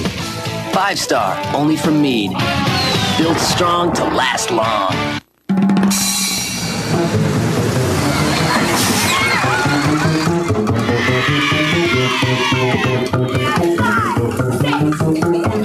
Introducing new Handy Snacks Cookie Jammers, a delicious combination of crunchy checkerboard cookies, 25% real strawberry fruit spread, and that famous little red stick. Life with kids All is right. a trip. Pack Easing accordingly. back into the New second half Cookie here. Jammers from Handy Snacks. God, production got so much better in the 90s. Oh yeah, they were like little movies. Yeah, the production did get, I mean, it's... The dads weren't so angry towards the wives. There's a Patton Oswalt bit where a lot of the dads were just like, "Get over here, you hag." Yeah, oh yeah. Like in commercials. Give me my marshmallows. Yeah. You mean your Kraft marshmallows? Yeah, bitch. Yeah, I know. No extra cost Yeah, from now on. This is what marriage is, Yeah. you know. Like 2 Archie Bunker. I mean, in the 70s, well, divorce was, man, that was a major shift, boy. That was second wave feminism, absolutely. Yeah. You know, that the family was, and that's why they don't trust it, because the family was destroyed by feminism, not by the behavior of some asshole men. No, that didn't have any impact on it all. Hang on, you know? let's make it official. You know. All right. Yep. And we're back. We're back for a second half. We had a long first half. Yeah, Keith. we're gonna ease into some TV history here. I figure it's big. So for those listening, we've changed up how we're gonna do TV history a little bit. I'm gonna put the real TV on. I'm exposing the notes. I'm exposing our business. Okay. Ooh. This will be like on our whatever. The best ofs, you know. It's not a full bleed. It's not our full. At least we don't have a script. Yeah, we're not reading off a script. So you couldn't tell. I've added enhancements. Yeah, you know. I've added enhancements to to This Week in TV History. So Okay. I actually found a website that has actual clippets from the TV schedule from the era we're talking about. So it's going to be August 22nd to 29th, 1996. We're going to go over what was on TV. There were some big events. There was the Democratic National Convention and shit. That was in Chicago. Oh, yeah. That was in Chicago. I figure that's a little too boring to watch some of that. So Yeah, I got a preseason game from 1996. I like that. That I'm going to put on here. Oh, yeah. Isn't preseason football just the worst? It's so, it's so dull to watch. When I went to that game last week, dropping someone off, it was fucking packed. It was packed. There were a shitload of people there. I'm more excited to see the second string players from 1996. Oh yeah, I'll be curious to see who was still trying to like get a paycheck, like whose career was truly at the end. Like some guy was like a fading '80s star who's still trying to hold on. That's what I want to see. There's got to be some recognition, or there'll be some college guy. Pat Fitzgerald will be playing in this game or something. You know what I mean? Trying to make the team. You know, who was the guy who coached the Jaguars? Fucking Jack Del Rio. Yeah. Well, yeah, Del Rio was a good middle linebacker for the Vikings. Actually, he was good for the Cowboys when they had Plan B free agency, where they basically couldn't protect like 7 players, just trying to get the players off that. They didn't want the free agency to hit. They didn't want that to happen, so they had Plan B, and the Vikings got him. And he was actually a pretty good middle linebacker for like 3 years for them. Jack Squirek. There we go. That's the end of the first. He's got a hole. Howard across the 30. It's a foot race. So is this the Raiders and the Redskins? Yeah, it looking like that's where we're going. Redskins, Raiders. Quality organization that can. Quality organization. God, the Redskins were still respected. Joe Gibb was just thinking. Are you sure this is '96? Because Gibbs wasn't coaching back. Maybe it is. I thought it was. God, they still try to like the mythology of the NFL and like linking it to its past. Oh no, it's '92. I fucked up. Yeah, I was gonna say because Gibbs was still. They're coming off winning a Super Bowl that year. That was Gibbs' last year as a head coach. Oh man, that kills the whole vibe. No.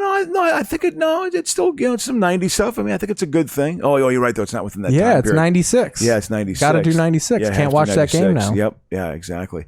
I knew that Gibbs was not coaching the Redskins in '96. I think it was who was it? Pettibone or Norv Turner? Maybe, I don't know.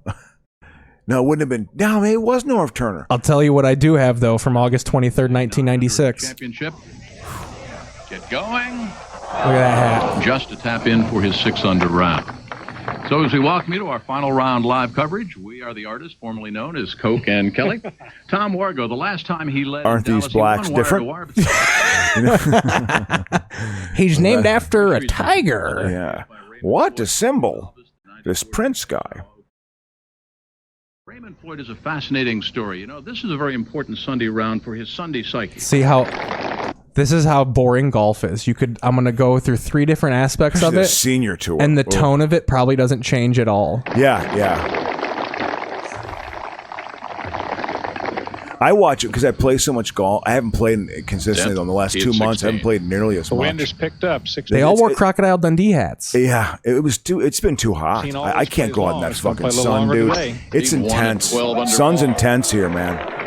It works here. You know? No. Much easier to get him to get the ball Listen to this. very quickly and then let it run toward the hole. No. Much Did he say that? Yeah. To get the ball on the green very quickly and then let it run toward the hole. I want to see how it plays out. Like if he gets close to the cup. No.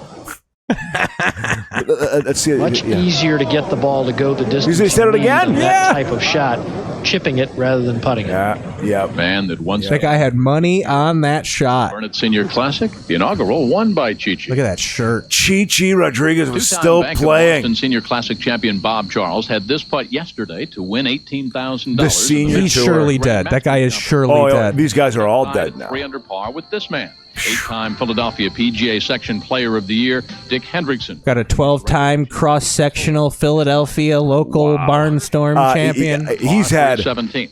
Before he died, the medical dollar was spent on him. I'm sure he had multiple grabbers.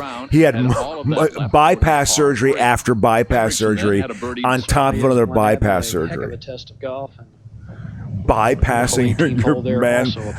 That's a development in medical technology. In medical technology. I get not technology. I don't know, skills. What I'm trying to say.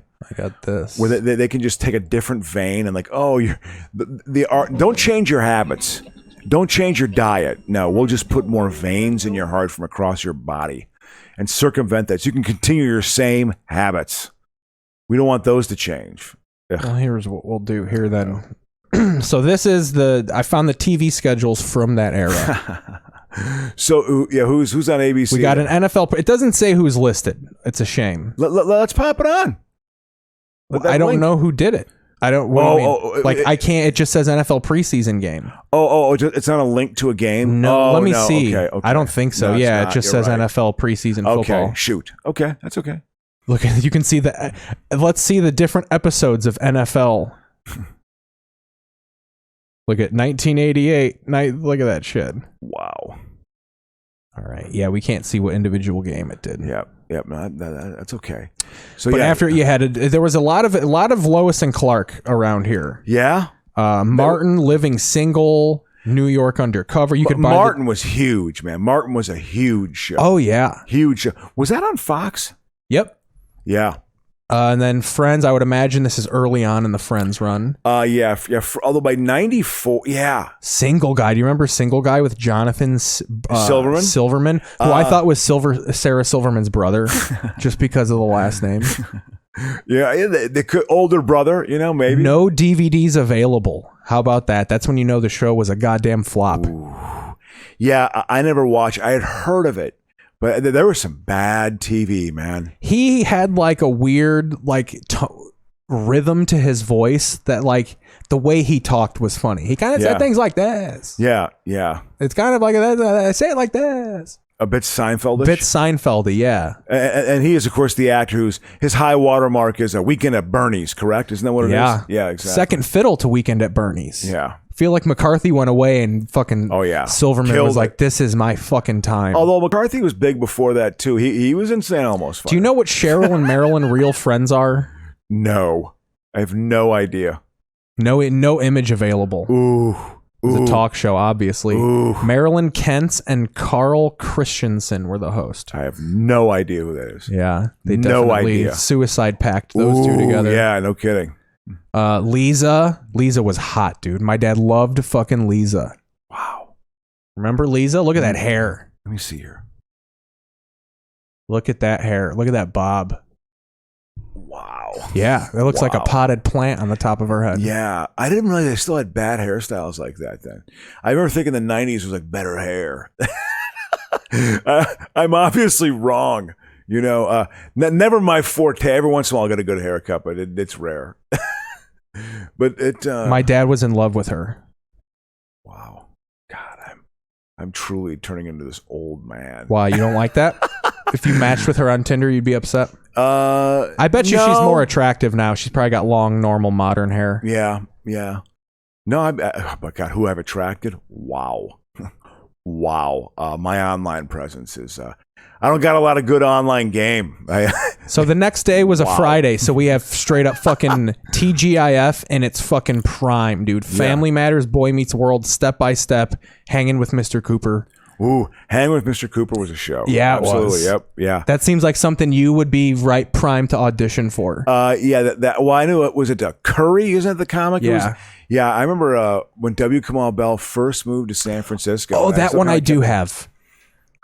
Oh, we can pop that on? No. Oh. So keep going with you. Yeah. But the other big thing, the big things that were happening this week in 1996 were presidential debates, presidential conventions, and the 25th anniversary of The Price is Right. Wow. And I do actually have that. Yeah, that was, so I'm 2 years older than The Price is Right. That's how old I am. Because it came out in 1971. I love The Price is Right. You know that. I have to mention that. That and Native Americans having a problem with alcohol. And Bob Barker with his thin microphone, with his really thin microphone that you can hold with your finger. I liked The Price is Right. When they used to show the audience there, to me, it looked like, I don't know, Carnegie Hall, like it was 4,000 people. And you look at it, it's literally like, I don't know, 125. It's such a small audience. When I was a kid, it felt like it was just this massive audience. Like, wow, this is big, man. Price is Right is big. Being 8 years old. And when they had the car, a new car. I'm waiting to make my entrance for the Price is Right 25th anniversary special. Stick around. Wow. I'm drunk. Be quiet. My ex-wife is knocking on the door.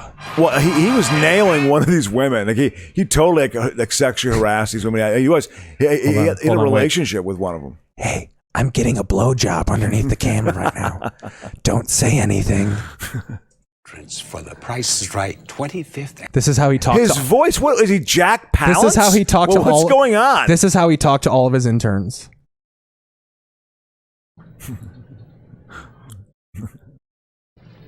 I'm waiting to make my entrance for The Price is Right 25th and Open your mouth a little wider, dear. Anniversary special. Stick around. God, is he competing with Jack Palance? Like he's gonna be that old guy? It's odd. I'm sure Jack Palance I think he thought like this is the 25th anniversary. I'm acting a little bit special. Yeah, exactly. It still looked like it was 1970 for Christ's sake. Yeah, exactly. The backstage. 25th anniversary special. Was Johnny Olsen had died? He was gone. He Johnny died. Olsen? Johnny Olsen was the original Price is Right voice, and Did he sound similar though? Yeah, absolutely. I mean, absolutely. Ooh, look at that. Exactly. That's like she's cute. Oh yeah, these were probably people like I was. It's so weird that it looks so old because I was very much a grown person. Like at least in my eyes, I was. We're more aware. Yeah. Like 9-year-old me would probably be fantasizing about that Asian girl. Oh right yeah, there. Be very excited. Claire, we got. I am now. What do you? We have a cast member from from fucking A Different World that just got chosen. That crowd looked just gigantic when I was young. Oh, it's probably so. Gigantic. Have you ever been there? I have. Well, I know people like. There are stories. I heard people, taking a one-way bus ticket out here from like West Virginia and like, I'm gonna get on The Price is Right, make some money. Like, wow. You know what I mean? Like, wow. You are on, man. You're on Skid Row. If that's your thought process. Ooh. It's amazing that microphone was able to pick up so much audio, and it was so small. Price is Right 25th anniversary special. Thank you. Look at me. Bob Barker knew what he was doing. Here's my thing. What's going to be so special about this? It's just the same. Yeah, it's just the 25th anniversary. Yeah. They get like 25 times the money. I mean, what's the? Are you gonna fucking behead people who lose? That's what you should do. Again, I always had the fantasy. Here was my Price is Right horror fantasy when I was a kid, because the whole like the spinning thing they got to do. Yeah. A nickel, 15 cents, and like the green, and I find that to be an exciting part of the show. But I always imagine like one of two things: someone not letting go and getting caught underneath it and getting like shredded up, like I thought of that, or also like the bearings coming off and it going out in the audience and like crushing 3 people. Like that was my murder fantasy with The Price is Right when I was a kid. Look at this. Yeah. Manaponte, what are you talking about in the chat? Sports car, maybe a motorhome. Yeah. He's talking about oh yeah. Look at that fucking. Yeah, they're giving away a whole house. Look at the color scheme. The winner of today's show gets my alimony payment. They know they don't have to put anything in the decor. From contestants, particularly Samoans. Now, Samoans are lovely people, but for some reason the women can't resist picking me up. There are some Samoans among these contestants. What the fuck? Wow.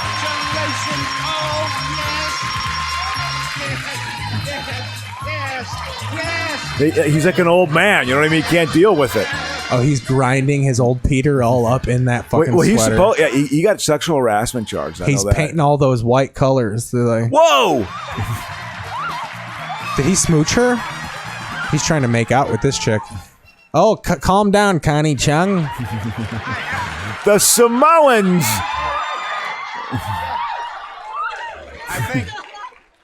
I think.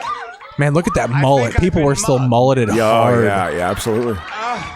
Gotta sit down for a minute, man. No, silk jumpsuit. Is that a lady pimp?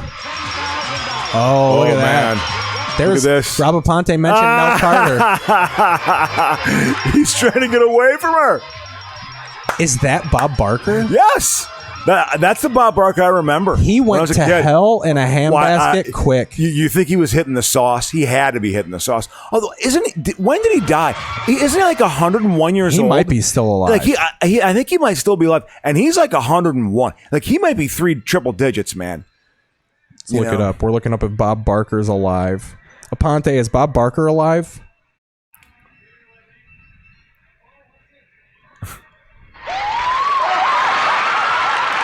The son of a bitch is 97 years old. He's alive. Jesus Christ. Just a moment. She picked me up so high, I think I'm going to have a nosebleed. This is it's like a highlight show. It's the best of. It's the best of. That's what makes it. There's the one Samoan. Oh, he's about the belly-to-belly suplex, old Bob. Jesus. The difference is not like the age of Bob is the only thing that changes in these clips. Yeah, it's pretty amazing. The set is just totally 70s and gauche. Oh man, I fucking love the set. When I was a kid, this color palette was so goofy. Is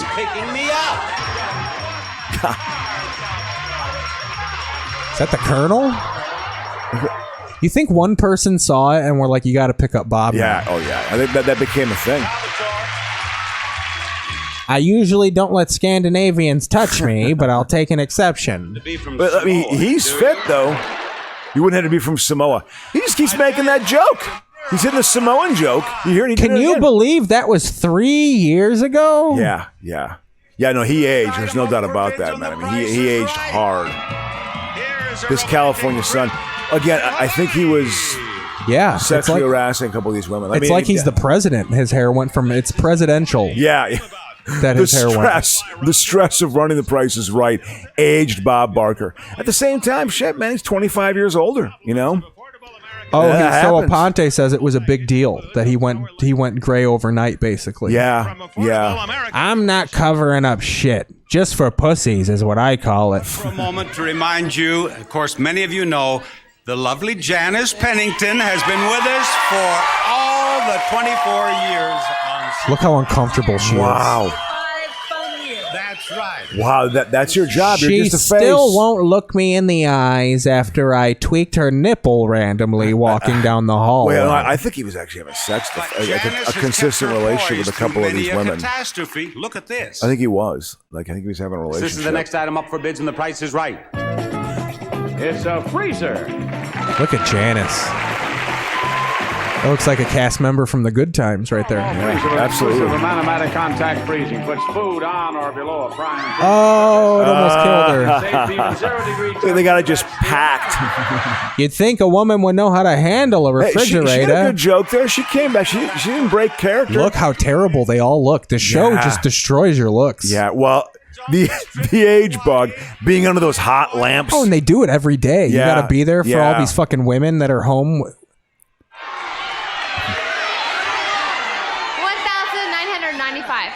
Ooh. Is what? That's way high. 1,009. Yeah. That's way high. For what? Now I leave. What are they bidding on again? What is that, AOC right there? A young AOC? No. Is that Jason Priestley? 1,800, Bob.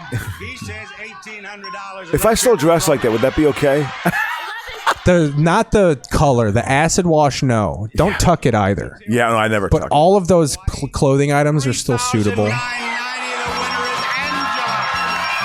The winner is whoever I think looks the best. I think she overbid. They got to have a car, the first one. It's got to be a car, right? It's got to be a car. 25-year anniversary. That's the hot, you know. And I want to show you the first car we He admitted he was gray like people didn't know. He said, Here it is. Look, you see that? A Chevrolet Vega. Oh, a Vega. A Chevrolet Vega. Well, Vegas were a bomb car. They were an awful automobile. Terrible car. That's their big 25th anniversary car. Now, that was the first car we ever gave away. But tonight on our CBS special, We are going to give away a Colt 45. Angela, look! It's a new Corvette! That was like a hot sports car, man. There you go. Dude, they gave away Corvettes all the time. Yeah. Classic style and the very spirit of the open road. Comes with standard features, 50-state emission, top of the line, sport bucket seats with a power passenger seat. She's like, I can't afford that. The insurance is going to be insane. Equipment Group 1SB, performance handling package. Do the broads come with the car? Chevrolet Corvette! A red convertible Corvette! He's just describing the car. He's describing the car because he knows he can't get into detail about the women in the car. I want to. I would love to describe. Wonderful, fun-filled years, Bob. They must have sat in makeup for what, an hour and a half? Every woman on this show is 47 years old. It's great to have you. And our male hey, you they can look probably good to get me. all these currently. Hey, yeah, you man. Check your Tinder. Some of these broads are probably on there. It's been a barren. And now so bad. you meet one of these girls. You tell them I have bad online games. You meet one of these girls. You tell them you saw them on The Price Is Right. I saw your episode of The Price Is Right, the 25th anniversary. They'll be slurping. Yep. If you're right, you keep all $7. If you're wrong, Okay, let's go to the middle. 3 in a row. Let's make it 4. Here we go. Finally, from the Bulova collection, the Stonington desk clock, Really? made of solid imported marble. And I would win that and throw it on the floor. I would be so upset if that was my prize. I would be like, can I refuse to play this game? 0. Keep the 0. You got them all. Step right over here. Got them all. She knows. She's a smart older woman. My thing about the wheel, I always imagine they do it. And they not that they get crushed, but that they just face plant on the floor with the wheel. They just don't let go, and they just and get a good, just break their nose, Yeah. get a real good fat lip, lose a couple chiclets, you know. Look at that. My Uncle Albert had that car. That is Yeah. the car of an elderly Mexican man right there. Yeah, but that was deemed a successful car, though, right? That was You got an airbag in every panel of that car right there. Yep. They were airbagged, ready to go. Why is there so much engine room? Like, look how weirdly shaped that car is. Yeah. God, it's compared to now. The palette is so different now. Package B, the Cadillac DeVille. Cadillac. Each number here is 1 away from the right number. Should the first number be 1 or 3? I swear to God, they make up the rules of these. You got a 2 here, that should be 3. The 6 should be 5. What's the next number? I also think, again, my favorite one of these was the Swiss guy yodeling up the hill. The Swiss guy, they got to have that in the 25-year anniversary. They got to have the Swiss guy yodeling up the hill. We got to find that. Aponte says that they've had to have had wheel injuries that they never aired. Absolutely. People not knowing how to let go. If that's right, you win that Cadillac. A lot of sprained fingers. Oh, broken fingers up the ass. Probably a few broken fingers in there. Yeah, absolutely. God. Ladies, do I at least have one number right? You do. On we go. Ask them, ladies, do I have 2 numbers right? Why the ladies? Do I at least have 2 numbers right? She sounds like she's captive. Do I at least have 2 numbers right? Do I have 3 numbers? Please, I'm gonna die. Yes. Ask them, ladies, do I have 4 numbers right? Do I have 4 numbers right? 4? Yeah. She won. Yeah. She won. Right? Just give her the goddamn car. 5 numbers right. No way. Do I have all 5 numbers right? Do I have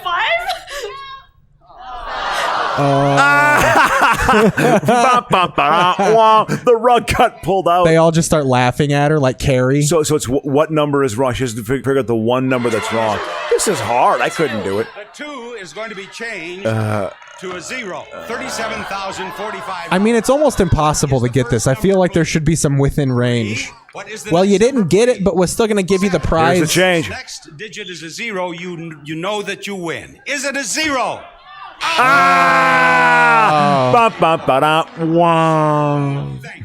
Wardrobe malfunctions. There were wheel wardrobe malfunctions. Yeah, I could see that. Rip someone's mullet off their head. There's got to be. We can go for the Swiss guy's got to be in the second half. Come on, that's the best one. That's my guy? You know, they have to guess like how many dollars over on a product, and there's this is great, and then the Swiss guy going up the mountain. Would you like me to try it again? Take back What, the Planko Mountain are you talking about? No, not that one, but there would be a Swiss guy going up a mountain and go yodel. Oh, I know who you're talking about. Is it a game? Yeah, it's one of the games they have, and I think it's like how many dollars over they are on like basic household items. So it goes up a notch for every dollar, and it can't be more than like $33. It goes over $33. I don't think they got it. I don't think that was involved in this game. Probably wasn't. That seems like an old Price is Right thing. Maybe it's like a 70s deal. Maybe, I've lost it on the fastball. I don't know if you're aware of this, Keith. The Alzheimer's is kicking in. Oh, yeah. Can you imagine? Yeah, this is the 90s. You got some of those girls running around in those tank tops. There was boobers flopping around. Hey, man. Dazzling new sailboat. Everyone loved boats. I would not sit on that boat, sailboat. listen to the gin blossoms. Come on. I wouldn't know how to manage it. Sailing is hard. Well, I mean, I'm thinking you sell all this shit that you win on the Price is Right. Yeah. Well, hasn't there been like expositions on this? Like, people have to give the gifts back because they can't pay the taxes because they're all dirt poor. And a lot of times you don't even fucking they don't even give you the shit in an orderly amount of time. If I would have seen her at this, I would have thought she was super cute. Look at that fucking entertainment center. I would have thought she was super cute. I would, if I went to your house and you had that, I'd want to live there. The entertainment center was key. Yeah. You got all your VHSs down there. Absolutely. Jurassic Park 1 and 2 God, down there. So weird. Look, it's so fucking dated now. Got it. And that was the cutting edge. Like that was like, I mean, that right there. That's an entire tree. That's like how many $1,000 is that? Probably $2. Oh yeah, maybe. No, I think it's probably even more than that. Probably like $3,500, $4,000. Storage unit has room for a 35-inch. This'll anchor your whole fucking house to the Look at to the this, man. cement. Yeah, you can survive a tornado with that. That thing looks like you have fucking artillery. You got a fucking. The thing is a fucking laser right there. You got fucking high-level security system. It wasn't Face Off, Phil. Was this part of the plot of Face Off? 32-inch stereo color monitor receiver. 32-inch was big. Stereo VCR. God, VCR Plus and an audio home theater system. I would have thought she was super cute. She is cute. We got VCR technology, the unbeatable technology. Nothing will ever. Never would have been attracted. Not with that attitude. Well, she's also like very young. Well, yeah, I mean, even at the time, how old were you in '96? I was 27. So you're probably like you were probably close in age to her. Yeah. She probably was like 24, 25. Maybe Look a at that little bit Jeep. younger than that. And life in the big city includes a night on the town. She's so overwhelmed by those prizes. A town car, man. Yeah, they're just throwing cars at people in this episode. Hey, money was flowing in the 90s, man. Yeah. Bill Clinton's presidency affected the fucking Price is Right episode. Man, it was the money. It was, again, post Cold War. There was a peace aired this dividend. in prime time. Oh, yeah. I believe that. This was not. I believe that. Yeah. Was it always a morning show for you, too? Oh, yeah, absolutely. Always a morning show. I remember watching it a little bit in college, and I felt very old watching it in college. Like, well, yeah, it's an old lady show. Yeah, I was like, this is like this. I don't get. You're this. either an old lady or you're at home from like AM kindergarten. My grandmother used to have it on when she was like housemaking. She did that, and she'd watch The Guiding Light. Yeah, even if that entertainment center's in like a 1-bedroom house, you're rich. Oh yeah, absolutely. The entertainment center was a total cock whipping out moment for every family. Exactly. I've got a lot. Here's my dick. You got that remote where the bottom would slide out and reveal another remote control. Yeah. For the picture-in-picture. Remember when picture-in-picture would blow the fuck out of people's minds? Hey, it still blows my mind. I still think it's a cutting edge technology. I don't know how to do it. I mean, now it's fucking total Stone Age fucking. He gave a kiss to Bob Barker. Hey, look at that. Guy looked like Muhammad Ali.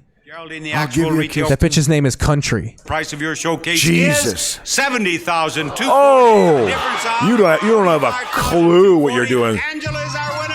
Angela, you have won 120. So that's how they deserve it. Country and Big City. Dumb bitch versus fucking. Yeah. Wow. That's right. Look at her Birkenstocks. Ooh, we almost had a malfunction there. 45,240. Angela's our winner. Watch her swing around. Watch on the swing. 21,600. Whoa. Look how baggy those shorts are. Yeah. She almost took flight. Yeah, absolutely. They almost poofed open and she took flight like a hot air balloon. Yeah, the baggy shorts were big.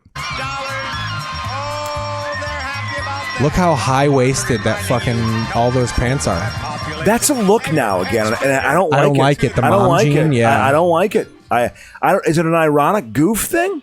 No. I mean, is it a response of like a Me Too thing or something? No, I think it's just vintage. It's a vintage look. I don't find it flattering. I know a lot of people who lose a lot of weight do it because it like you have to have a real good figure to pull off the high waist. Yeah. Can't be packing a fupa. Yeah, that's true. To be high waist in it. Yeah, that's true. That is true. But I don't like the look of it. You know? You don't like the look of it? Nope. God, I got into that. I liked that episode. I thought that was good. So what else happened this week in television? Sliders. We had a X-File repeats. Okay. Seventh Heaven debuted. X-Files was deemed hip. That was deemed a very hip I love fucking X-Files. Yeah. I never really got into it. Never really watched it.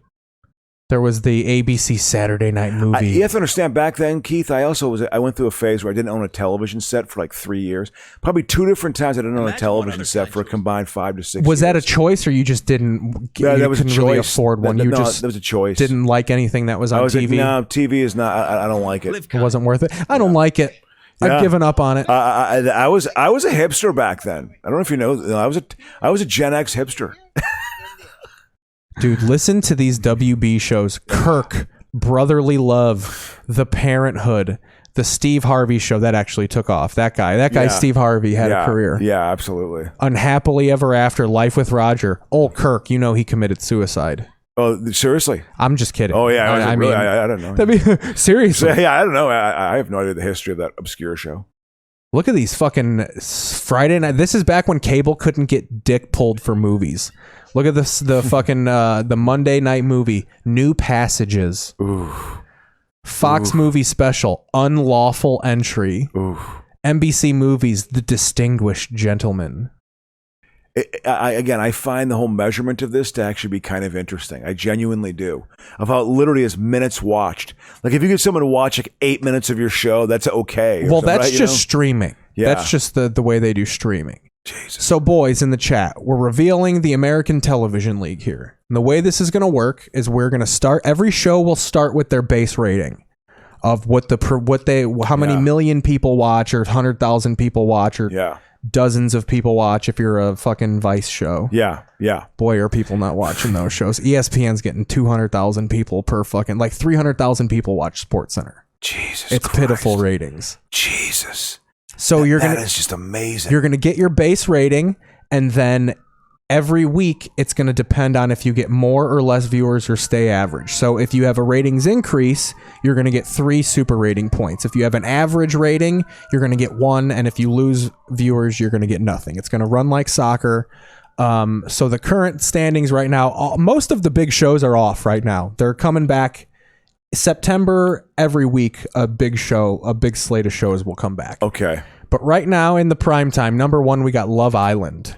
Love Island. I've been hearing that in the zeitgeist. Is that like a dating show or something? Oh, yeah. Is it British? Love Island involves a group of contestants referred to as Islanders because they're Samoan too. They're all members of the Inoue wrestling family. They're all related to Dwayne Johnson. Living in isolation from the rest of the outside world in a villa in Hawaii. Yeah, they're really in captivity in a villa in Hawaii. They're living in the outside world in one of the 52 states. Or 50. Constantly under video. I say 52 because an ICP song. They say 52. Constantly under video surveillance. How new of a concept. To survive in the villa, the Islanders must be coupled up with one another. Whether it be for love, friendship, or survival, as the overall winning couple receives $100,000. You would definitely be a survival guy. Oh yeah. People would want to survive with you. I bet you would last on Love Island because you would find the one person that'd be like, let's just win this money. I can imagine you right now. Let's just win this money. Yeah. Why are we doing this? That's part of the reason why, right? That's the number 1 show. Again, what are its numbers? Well, I mean, at this point, it's all super rating. So, okay. So what do we got here? It's at 29.635. Also, NCIS is still on the list, but it's dropped because it's not on right now. Oh, so it's just got its Netflix super points. So that's got 10 million because of... God, the way they measure television of the watch minutes. It's totally different. Well, this is how I measure television. Wow, but you can like create this. These super they points seem to be like, I mean, they seem to be, real numbers. Someone's looking at this. So then you right? got All American. Well, no one's looking at this. All American and Outer Banks. These are Netflix shows. All American is also a CW show.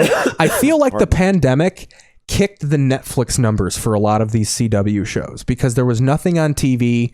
So I feel like how me and her watched all of Grey's Anatomy. I feel like there are some people who are like, fuck it, I'll watch All American, that fucking weird CW show. Yeah. Because this has a 28 super rating. That's 28 million watch minutes. That's just watch minutes. That's another thing. Like this, these are new entrants. I just got the new streaming numbers. Yeah. So yeah, you got Outer Banks and Big Brother's creeping up with a 26 super rating. America's Got Talent is creeping up. Love Island, I should give the disclaimer that this is high because it's on like every day. Yeah. Because it's only supposed to cover like the month that shows are off. Yeah. What show was that again? Love Island. Oh yeah. It's on 6 days a week and shit. Oh, Jesus. Or at least 5. It's on Monday through Thursday. Wow. It's like a daily competition. Jesus. Yeah. Wow.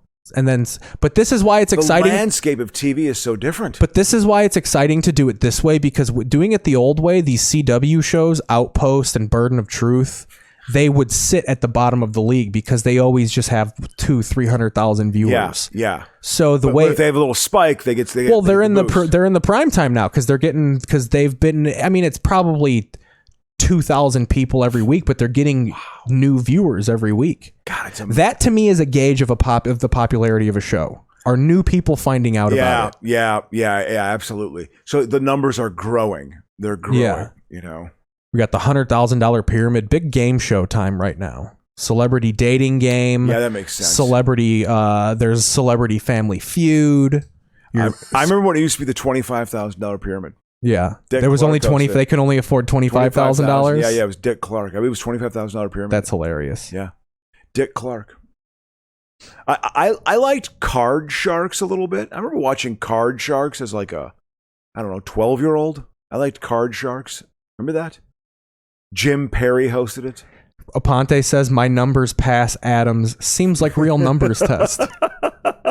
Well, exactly. I mean, maybe, I don't know. It's some metric, So these numbers you're seeing right now are all me. This is like I've done like this is up to date months of television. Wow. Because then what I've done right here, these are all the active shows. But then at the bottom, and then I'll let you talk. These are all the off-season shows. Okay. And it's like 100 shows. Shows are going to start up again in September, correct? Yes. Okay. And they're starting to trickle in. There's 95 shows that are off-season right now. Wow. And then I got another list of shows that have been. How many shows are being made at any given moment? Do you have any idea? I mean, they were filming a pilot in the building of our apartment, and I guarantee you that show's never going to see the light of day. Yeah. So who the fuck knows? Wow. Who the crew you bring together? But yeah, and look at Grey's Anatomy and NCIS just holding strong in this prime time. Mm-hmm. It's all streaming numbers. Streaming's keeping them up there. Man, but that's the TV league. Yeah, no, I'm trying to blow this up. I'm trying to make this the ultimate. Listen, I think there's good stuff. And the way that it's going to work is because it changes daily of who's in first place. So at the end of every week, the TV week ends on Sunday. Okay. So every Sunday, I'm going to calculate who is in first place in every division. And at the end of the 52-week TV series, whoever was in first place the most times is going to be crowned the champion of that division. And it's exciting because NCSI dropping was surprising to me. Well, because it's off season. Yep. So it loses. 2 weeks ago, it was like number 1, wasn't it? Well, yeah, because I hadn't updated the standings. This is all up to date. Ooh, good job. NCIS really went off the air. Putting some elbow grease into the show. I respect it. Oh, I got nauseous doing this data entry. Staring at numbers. It's hilarious. So that's the TV league. Let's go back to some real TV. Okay. Let's go back to some real TV, and then we'll be, kind of. Are you getting tired? Yeah. All right. Wind it down a little You can bit. say it. You don't have to like quietly. But, I just, I want the people who showed up, your Baileys, I want them to appreciate the show, and I want to give him a bit of a show. Yeah, Aponte. Well, NCIS Grays are scripted. He's saying the NCIS and Grey's Anatomy are like the only scripted primetime shows. Jesus Christ. There's other ones, but they're not as popular. You have and there's spin-offs. You have Station 19, that's a spin-off of Grey's Anatomy. Like This Is Us, isn't that and some like show? And home, and then like what's that one? It's not. It might be Home Economics. There's other weird like little sitcom-y shows, but yeah, basically it's all reality shows and reality-esque television shows. I don't know. Would that be satisfying? Work-wise? I mean, don't know. if you're making money. Yeah, I guess. I mean, yeah, you could do. That's how you justify it, And then that house in Culver City heals everything. Yeah. Nothing ever changes. All it's the same.